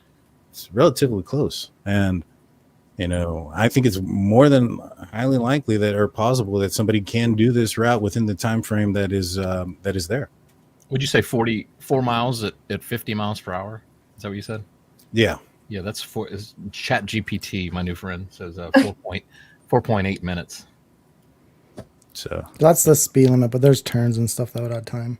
Right. And then if he's driving at a high rate of speed and, you know, whoever's committing this crime, regardless if it's Brian Kohberger or not, whoever's committing this crime, if they're traveling through there, their adrenaline's going high rate of speed. It appears that the vehicle seen on Lynch Drive was driving at a high rate of speed above the speed limit. So, you know, I mean, even if you give them another minute, which is a lot of time, a lot of people don't think so, but a minute is a full time. Even if you added the 6 minutes on top of whatever it takes here, it's well within the 28-minute time frame that he has from Walensa Drive to where the area where Genesee is. So it's quite possible. You know, it's not impossible. It's not something that is exculpatory, in my opinion. It's possible. It's just not what happened. And we can agree to disagree on that one. You know, like I said, the reason why I assumed also, and the reason why I went with this thought here is because somebody who committed this crime went to the detail that they did to not leave their DNA behind, probably did some recon on some cameras. And I don't know if he knew or not, but there are cameras in this intersection. So if somebody was leaving that area, they would not be traveling through this intersection if they thought that these cameras were working and reporting to a network. We found out later that they don't, unfortunately. But, you know, there's no way he could have known that. And thus, I never thought he went this direction, which is why I never mapped this out. This map that I did, I think Jeff can attest to it. I made this map a long time ago, like years ago. Mm-hmm. And so this is it's not something that I made soon. I made this map because I thought this was the route that this person went a long time ago to avoid these cameras. And that hearing that Payne was in, there's no incentive for him to share any additional information. I mean, it seems like he's there to just answer the questions asked and to not expound upon anything, right? Am I correct in that? Or, I mean, that's just 100%. You are correct in that. Okay, so when Anne asked him about A and B, if he knows there's some info regarding C that she would be very interested in, we'd all be interested in, he's not going to open his mouth and talk about C, right? Don't you think that it's kind of telling at the end when she says, "Good enough, thanks"? I think she got what she wanted. That's kind of what Bill Thompson said when he said to Edelman too. Like, if I were to ask you, Twiz, you know there's no stalking, right? You would answer. And of course, what did I just say? It sure looked like I think there's no stalking by what I said, but it's just a question. It was a question to somebody on the stand. I think, yeah, but Edelman wouldn't know that. He wasn't privy to any evidence. Well, but he answered the question, and everybody thinks that Bill Thompson thinks there's no stalking based on the way he asked the question. I personally think he that isn't definitive. They clarified it. So after every court, majority of the court stuff, especially the stuff that they're asking about and the stuff that they want to get in the future, like there's court documents that are associated with it. And the court document associated with that hearing specified that Brian Kohberger was not following anybody on social media. And that was something that I had thought from the beginning. You know, when this situation had occurred and it took longer and longer and longer for somebody to get arrested, the further and further I thought that the person who committed this crime was away from that circle of victims, right? You know, the inner circle is going to be family, boyfriend, ex-boyfriend, girlfriends, yada, yada, yada. And then it gets friends and then neighbors, then so on and so on. You know, you start going at them one at a time. Now, and when it comes to a crime, once you figure out who the person is, it's not really hard to determine if that person committed the crime or not. They have to do certain things, like, for instance, leave their house, or be out and about at a weird hour, not get home until another weird hour, you know, those type of things. And so you can kind of pinpoint and figure out, all right, this is your guy pretty quickly. And, you know, like I said, I forgot where I was going with that, to be honest with you, but I just think that they got their guy in this. And when it comes to like what you're saying, Twiz, you know, this, that, and the third of the dots, I don't know, man. I'm not an expert in it, but I'm excited to see what they say in court. I'll tell you that. We'll see what happens. It will be interesting. Yeah, I think there's going to be a lot of things that come out that are going to be interesting. Like a lot of things that are going to come out that are going to be interesting, much more than what we are aware of. Receipts, things of that nature. I think cell phone towers. Right. But That's I mean, what at the end of the wait for. right. But at the end of the day, too, if he bought something like a K-bar knife that can't be found, and it came with a K-bar knife sheath, and there's a knife sheath under the body of a victim with his DNA on it, it is pretty suspicious. And Maybe somebody stole it from him. Maybe he sold it. Maybe he gave it away. Yeah, and that's a lot of maybes. We'll find out. We'll find out exactly what. Maybe he killed him. It's all a maybe. The worst luck ever. All these things that just is like, they should make a movie about his awful luck. When you see the cell phone tower at 448 that covers, including Moscow, including 1122 King Road. No, that tower doesn't. It covers west of it, but it covers I-95 south of Moscow, near Blaine, north of Genesee, and also where he's coming from. That's why the timing matters, because then they can tell how far away from the tower he was. And is that data always 100% accurate, or is it ever? So wait a minute. So what you're saying is, because you don't have the timing thing, he could have been there, but he also could have been way over here, right?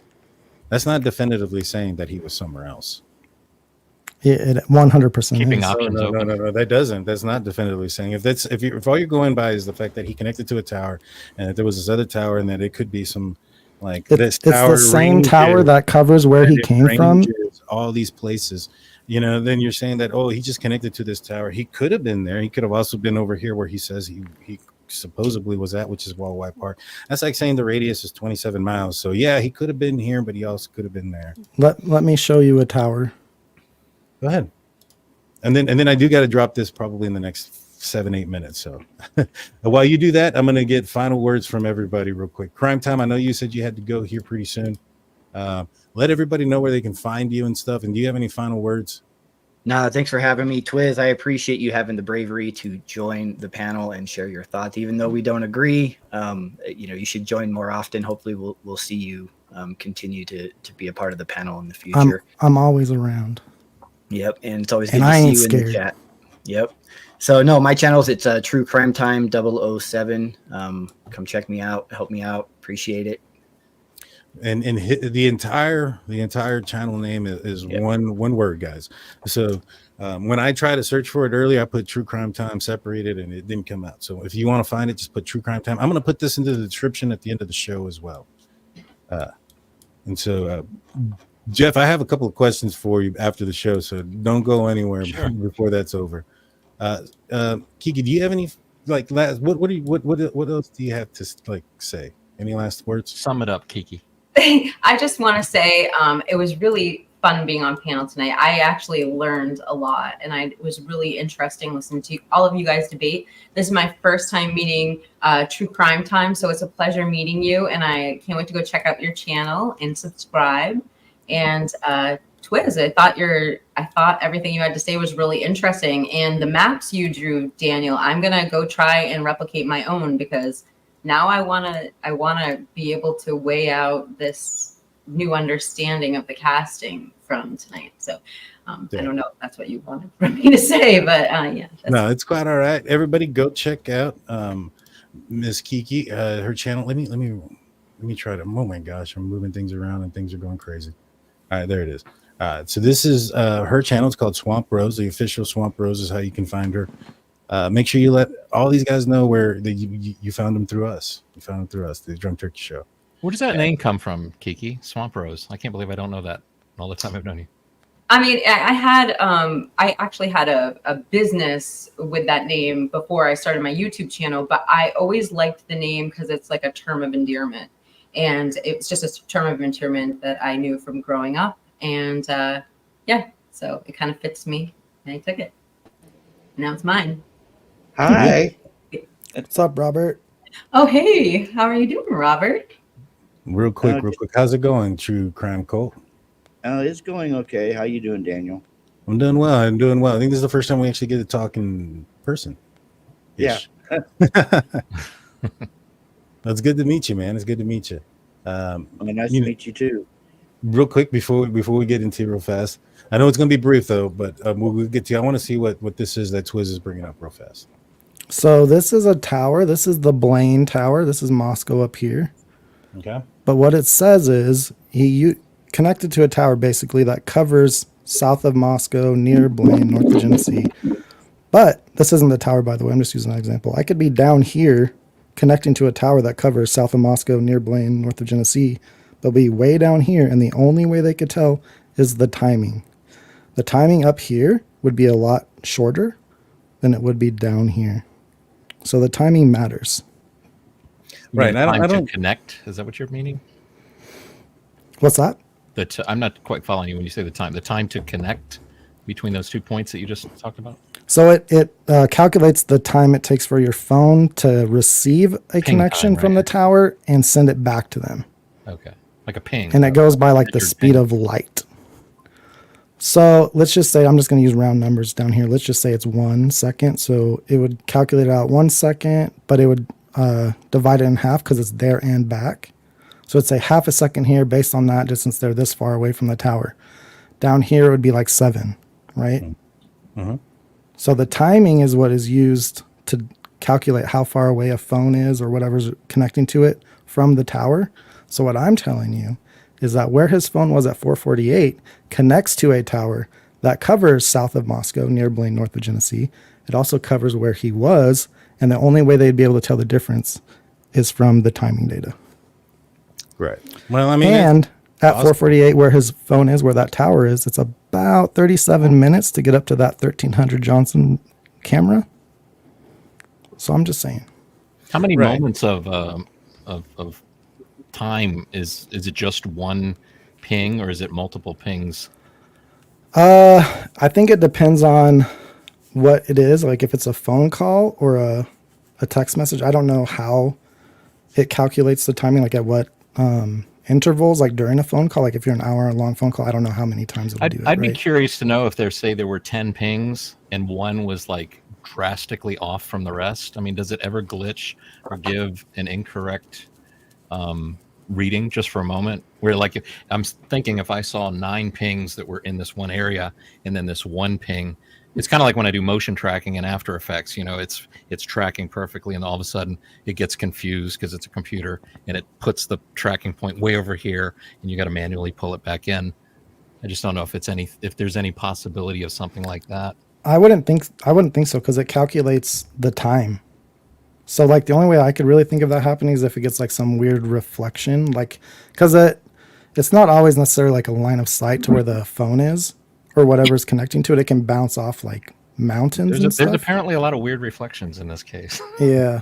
I mean, and that's why the drive test is so important because you drive out and you test the network and see where those weird spots are, But that's why like the drive test is so important. So for me, the first thing that would come to mind is that it's a matter of interpretation by two different parties, but it's also a matter of accuracy with the data. If it's always 100% correct, or if it ever does glitch in any way.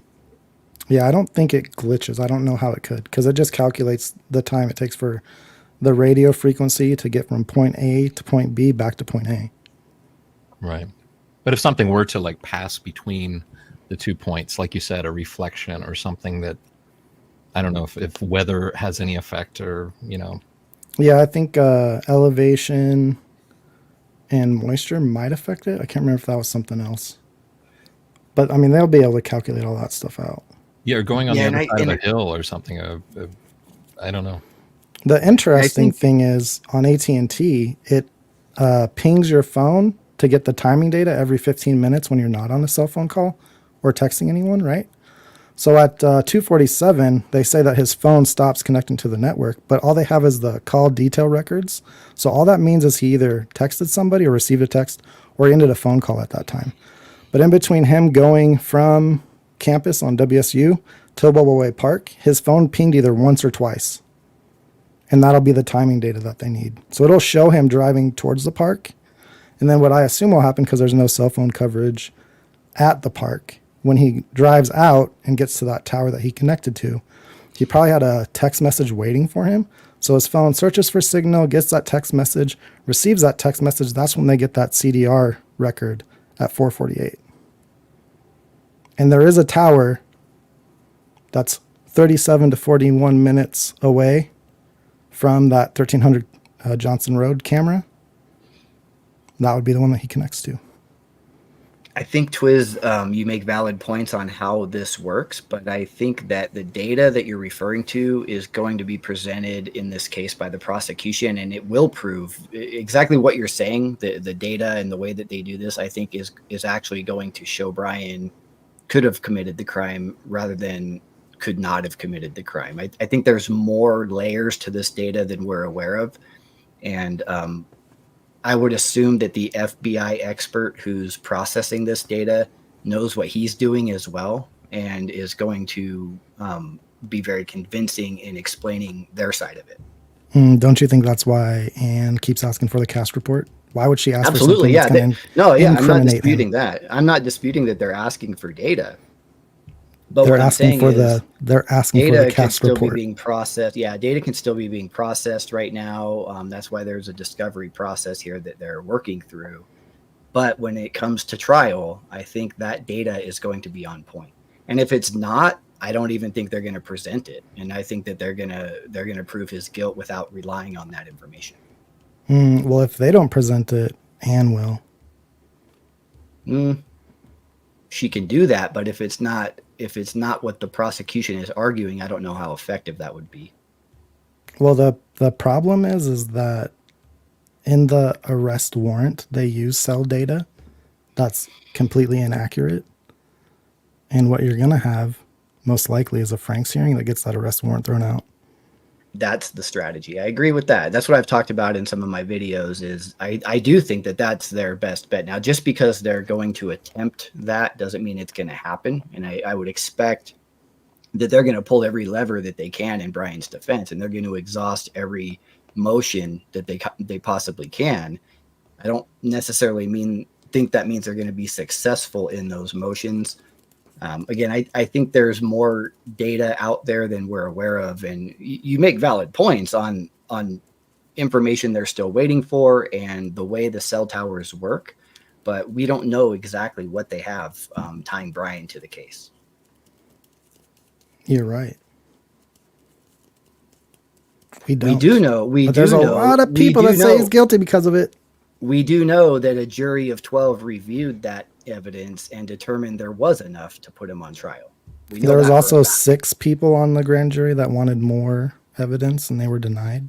Yeah, but you don't get all the evidence in grand jury, my man. That's the problem. Exactly. Right? You don't get all of it. You only got to get enough to prove that this guy has enough to go to court. So just the fact that somebody wanted more evidence isn't evidence enough that they don't have enough evidence. Where did we hear that information? Where did we hear the information that the grand jury and Taylor said Jay said it in a hearing, and it's also in a filing. Jay said it in a hearing. Where's the I'm just curious. Where's the filing that says 6 jurors requested more information? I'd have to find. I don't know it off my hand. Yeah, or off I the top haven't of my seen head. that. But cell data. Where would that have come from? Where would that information have come from? Would that have been from the jurors' mouths themselves? I think they got a grand jury. So the grand jury is just coming out and sharing this information, huh? No, they got a transcript, I think. They said it in a hearing, right? That's when they came out, because we were discussing this the other day. Didn't it come out in the hearing? Yeah, Jay Logsdon says it at some point. Yeah, Logsdon said it. What does he say, though? He said that 6 grand jury members wanted more information, right? It might be 5. I don't know. What does it mean? They wanted more evidence. But the thing is, grand juries need probable cause, right? That's it. Right. They can indict a ham sandwich. That's the famous saying. It's actually actually a little bit more than probable cause. I think when you get to the grand jury, they see a little bit more of the evidence, but it's ironic. I just ate a ham sandwich. Probable cause is, dude, ham sandwiches are the best. Probable cause is what you're referring to with the cell phone data here, as far as securing the other warrants that are going to give them deeper insights into the cell phone data. I think that Bill Thompson rebutted the grand jury at some point in time and said, all you need is probable cause. You don't need anything further. Well, that's up for debate. And the judge ruled that wasn't valid. So I think that's behind us. What wasn't valid? They brought that up already, didn't they? Oh, and like a motion As to far as dismiss. the grand jury instructions, they've already addressed that in the pretrial. Yeah, but I mean that's why they were Yeah, saying and it was and the based judge off of. and yeah, but the judge already ruled on that, right? Yeah, we're not talking about that. So yeah, I mean you're right, but I don't know. I don't understand the relevance. You just said that the Bill Thompson instructed the jury. Yeah, he said that all they needed was probable cause. They didn't need Yeah. anything further in order to get that indictment. Yeah. So what's your point on that? All they needed was probable cause. Well, they had probable cause, right? According to the jury. Correct. Yeah. But probable cause is like a very low standard. I think there's a little bit more than just probable cause that they saw, is what I'm saying. Regardless of the dispute from the defense saying that they didn't like the way the jury was instructed, the judge didn't see any issue there. Okay, but why did Bill Thompson say that probable cause is all you need? Because that's just legal. That's just how the prosecution and defense says things. They say things in certain ways. That's just how it works. Just like when you said Ann Taylor said, "Thank you very much," you can read into that however you want. Yeah, you can. For sure. You can read into everything how you want. That's why they're opinions. During the hearing, Bill Thompson said all you need is probable cause because the jurors were asking for more. Right. So I'm listening to Cyray's testimony real quick. I'm trying to get to that part. I got to the part where he said that AT&T CDRs are extremely accurate because there's 100% connection to it, and that the test driving, which is what they're missing, is only to, I guess, further accurately pinpoint where they're at, but that it doesn't say that those AT&T CDRs aren't accurate. And I'm going through it at like supersonic speed, going through it, but I'm going to get to the point where he says that you don't need the time stuff or whatever if you put it into the default mode, because that's all you require. In fact, that's what the prosecution says at the end of this trial here, or this hearing here, stating that that's what Maury had testified last time, that he put it in the default mode. The only thing that he had changed was to specific standard time. So I just wanted to give you guys like a little bit of a heads up of what I'm doing over here. Real quick, True Crime Cult, welcome to the show. Well, what are your thoughts on what we've been talking about thus far? Well, I agree. I agree with some of the things that Twiz said when it comes to the cast report, because if you look at it, I mean, even Cyray stated that Maury left out the AT&T records, and he even held up the cast report and said, without those AT&T records, this is just a piece of paper. That's the regional tower list that Cy was talking about. The AT&T records show the towers that the phone connected to. It doesn't show all the towers in the area. That's the problem that Cy was having with it. What he was telling me, or not telling me, what he was saying right now was that the fact that what he wanted to see with the test drive data is how the phone acted and transferred from one tower to the next as this guy was driving from Pullman to Moscow, or how he was inside the house because of the walls and all these other things. And none of it says any of the things that you're arguing, to be honest with you. But, you know, all of it is just saying that it would make it more accurate. And that he even said something to the fact that there's some error, that he doesn't know if that was operator error, or they just weren't paying attention to it. But the machine was running when they drove, I guess, from Pullman to Moscow, but they didn't test any of those things. But again, in the probable cause affidavit, they clearly specify that they don't have Brian Kohberger's phone connected to a tower during those specific times. So I'm not entirely sure how you're going to be able to determine how Brian Kohberger's phone moved and transferred from one phone to, or from one tower to another, if the specific time in which that they're referring to is only from the drive from Pullman to Moscow, and how the phone acted inside of the house. Because he talks about all the other test data from outside of the neighborhood, from outside of the house, from outside of all these places, but the two specific ones, and he even states that, you know, if there was ever a case he wanted a map, you know, how long it's going to take you to get from Pullman to Moscow, it's this case. The thing is, his phone wasn't on during that time, and there's nothing to compare it to. And so that's kind of weird, don't you think? There's nothing that says his phone was off. Like I said, there's some, I'm not saying that it was off, but it wasn't connected to a tower for something to show. Right. So he wasn't making a phone call, or there weren't texts being sent in and out. Are you calling somebody on your phone right now or sending a text message? No, but I'm constantly on my phone. And what he said was so that my point is this. But he said, no, what his point was that AT&T is really good because there's continuous connection. Is exactly word for word what he said. I can rewind it for you. I know what you're talking about. So there's continual connection between those things, those pings, and whatever the case may have been. Yeah, the towers record it, but they only had access to the CDR. Right, and he testifies, and I'm gonna find it real quick, where he says that all you need is the CDRs if you're putting into the CastViz in default mode. That because the accuracy of the AT&T specific AT&T CDRs are extremely accurate. So yeah, man. I mean, when you have full access to the data. No, he just said all you needed was the CDRs, and that it was 100% like accurate. But he also says they don't have the timing data. The timing data was missing. But that's because he's talking about that he said he saw a tree that was this font and this other font and this letter over here was this letter. So that told him that they used a specific program which required the time, whatever, right? Those time drives. However, that's not what Maury testified to. The timing data and the drives are two different things. It's not very difficult to show how he got the points and the map that he was able to procure for the grand jury. He said he can do it within seconds. So I don't understand why it's like, oh my God, the biggest deal in the world here. Well, I'll explain it to you. The prosecution is not even going to use this data in proving their case. The defense can try to bring it up all they want. They can absolutely. They stated in the hearing that they aren't going to use this. They didn't seem worried when. Why would Jennings be? They didn't even cross-examine Cyree. Why would Jennings be worried about the cash report if they aren't going to use it? Prove their case. The defense can bring it up all they want and try to cast doubt. Show me the timestamp where the prosecution says they're not going to use this data, please. It's at the end. It's at the end. Please, no, show me it. It's at the end. I was in the court. I was in the room. I've watched it 5 times. Watch the video. Show me the timestamp.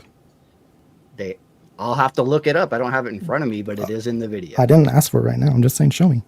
Yeah, I'll show you. I like it when you say it like that. But my point is, I don't think this is even going to be used in proving their case. I don't think. Of course you don't, because you think he's guilty. Timeline. Well, I think he's guilty based off of what I've seen. Okay. I honestly believe that the IgG and the DNA isn't going to make it into court because you're going to have suppression motions coming right before the trial. You know, suppression of evidence motions. The DNA ain't even going in. The IgG DNA. The DNA is not going in. Oh, that's a bunch of bull. You know it is. Is it? That's funny. Yeah, I mean, you guys can claim and all this other stuff, and until it does, you know, you guys are gonna have your little statements. But the fact is, it is. Has it been admitted in yet? Yeah, that's what they used to arrest him. Did they start the trial? Did I miss something? I mean, it's been admitted in. That's what I'm trying to say. They used it. They used it against them. Has the suppression hearing started? I mean, it hasn't, but I mean, has the hearing for, you know, when the death penalty is going to be given, has that started yet? No. I mean, we'll get there, but when we get there, that just because even if they argue that they're going to, and they get one, doesn't mean they're going to win a trial in any of those things. There is absolutely nothing that says that they've not given anything that says they should be thrown out. Like what was it mixed? Is it like what's the problem here? Is it so like small that you couldn't determine who it was? Did it come back that it was 1/1000th or 1 in 1 million, or did it come back 1 in 5 octillion times? I mean, there's a big difference there, my man. And I think that, you know, I think a lot of people are misunderstanding that the fact that technology improves over the years, and people are looking at, oh man, touch DNA back in 1990, throw it away, wasn't enough to put somebody behind bars. You know, there's also a flip side to that where people are too reliant on technology because technology has become a religion to some. Well, I mean, not to me, but at the end of the day, when you have it's not just the technology, it's not just the DNA, it's the car, it's the phone issue, it's the fact that he's out and about at the same time that the murders are happening, and it just so happens if this guy is innocent, If he is innocent, that the odd hour of night that he chose to drive around during freezy, icy conditions just so happens to be the same time that a murder happens. Where was the ice that night? On the road, man. You can even see it in the back. It was 20 some odd degrees. It was okay. Do you know what is required to have ice? Precipitation. And dude, do you know what happens in the middle of the morning, especially in places like Washington, Washington Oh, State? you mean the place that I've lived at for several years of my life? I'm pretty familiar with it. So you're saying there's no dew in the morning? Is that what you're trying to tell me? There's no humidity there? There's no dew at all? Sometimes. Oh, okay. Not in the winter. Typically on the west side. This isn't Seattle. So if you were to go and you see the fact that there's like there's a good indication there that there was ice on the floor was the drone footage when they went to go pick up the days later. No, it wasn't days later. You can tell that it was the same day because there was police officers there directing traffic for that area, and that was only happening by the house. Mm-hmm. Yeah, where there's like holes and cracks in the road. No, I'm not talking about that. I'm talking about where the sun doesn't hit, where the shadows are, the shade is up against the back area there of that complex. That area is not very well lit with the sun. That's so because of that and because of its area, you can see the snow and the ice and stuff there. You can see where in the Banfield, for instance, it's not there because that's well hidden in the snow. I mean, in the light and in the sun.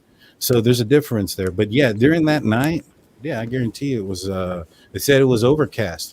You know, typically you're damn right, Steelers. Isn't there a what do you call it? When you have overcast, what is a symptom of overcast? Isn't it dew, humidity? Like those are the things that happen when you have those things. You know what also happens when there's dew and humidity? What happens? You see people's breath. Do you see anybody's breath in the grub truck? Probably. Do you see people bundled up like it's freezing? Yeah, actually, there is. There's a guy that's like, "Man, you're crazy! It's freezing out here." Because one. In fact, he's like this, and there was some other guys. There was one cold person there. Oh yeah, there was one cold person. Jeff, you're on mute. So, but well, anywho, I appreciate you. I appreciate what you come out here to do and stuff. I'm gonna be tagging you here pretty soon on this hearing stuff that I get to. Please do. Will do. But this has gotten way longer than I expected. Brian Colt. I'll let you get a couple of words in. I know you just came in last, and then Kiki, and then Jeff. I'll let you finish it out. Well, for one, we're missing the point that the night of the unalivings there was a horrendous hit and run there in Pullman, really near where Brian lives, and they had the entire place cordoned off. So if he was to leave that night, how would he not be spotted by the police who was at midnight roving the area after that a female ran those two students over that night? You just drive out the front of the apartment building. Yeah. There's two entrances. Yeah. And I mean, I think that also occurred like way earlier in the night. You know, at the end of the day, he left. I mean, I don't think there's any denying that he left his apartment complex at 2:40 something. You know, I think there's an argument of which direction and where he went, but there's no doubt that he left his apartment complex at that time. Maybe he left because of the lights and the sirens near his apartment complex. I mean, maybe. I don't understand how. Because he couldn't sleep that night because of the lights and the sirens. I mean, it's possible that he goes for a drive, but then you go, well, how did his DNA get inside of under the sheath of a victim, underneath the bottom of a victim? And the case comes back to like, I know a lot of people say, oh, there's that one guy who had his fingernails DNA and he touched the doorknob.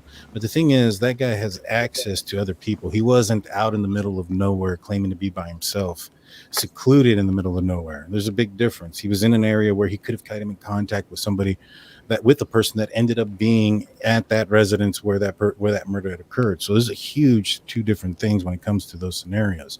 Brian Kohberger was by himself, and if he's innocent, I would assume that this glove wearing and all these other things wasn't a byproduct of the murders and would have been occurring since prior to the murders. And I mean, it took the police couldn't even get his DNA. It took they had to get his dad's DNA. So it's just so odd that the police trying to get his DNA, they couldn't do it. He's wearing gloves. He's wiping things down. And yet just this odd random night when these murders go down is the one and only time his DNA somehow surfaces and ends up on the body, underneath the body of a victim, on a knife sheath, which is suspected to have held the knife, the K-bar knife that was used in the murders. It's a big coincidence. That's all I got to say. I want to thank everybody. Kiki, any final words? Let me pull up I think I did already, but I could be wrong. You already did. That's fine. Okay. I just want to thank everybody for this really spirited debate tonight. I've learned so much. Again, I know I already said it before, but I just really had a good time, and thank you for having me on panel. I'd like to do this again sometime. Yes, we'll do this again, 100%. Jeff, any final words? I put up where they could find you. Jeff H. If you just search up Jeff H. Idaho 4 Linda Lane, you'll find his channel. It's blown up because of that. No problem. Yeah, no problem. I was just looking at in Moscow, 4 a.m. that night, 28 degrees, ice fog, 5 mile an hour wind, 89% humidity. So it was a pretty cold night. Doesn't mean the roads were icy though. 89% and icy and frosty. Okay, maybe not. Maybe those words mean something different. I appreciate everybody. Y'all have a great night. Please follow everybody that has been on panel. Please like, subscribe on us. And again, we all have different opinions. We'll have our right to them. We'll find out the truth sooner or later when court finally does come. Until then, keep watching, keep subscribing, keep tuning in. We'll see you next time.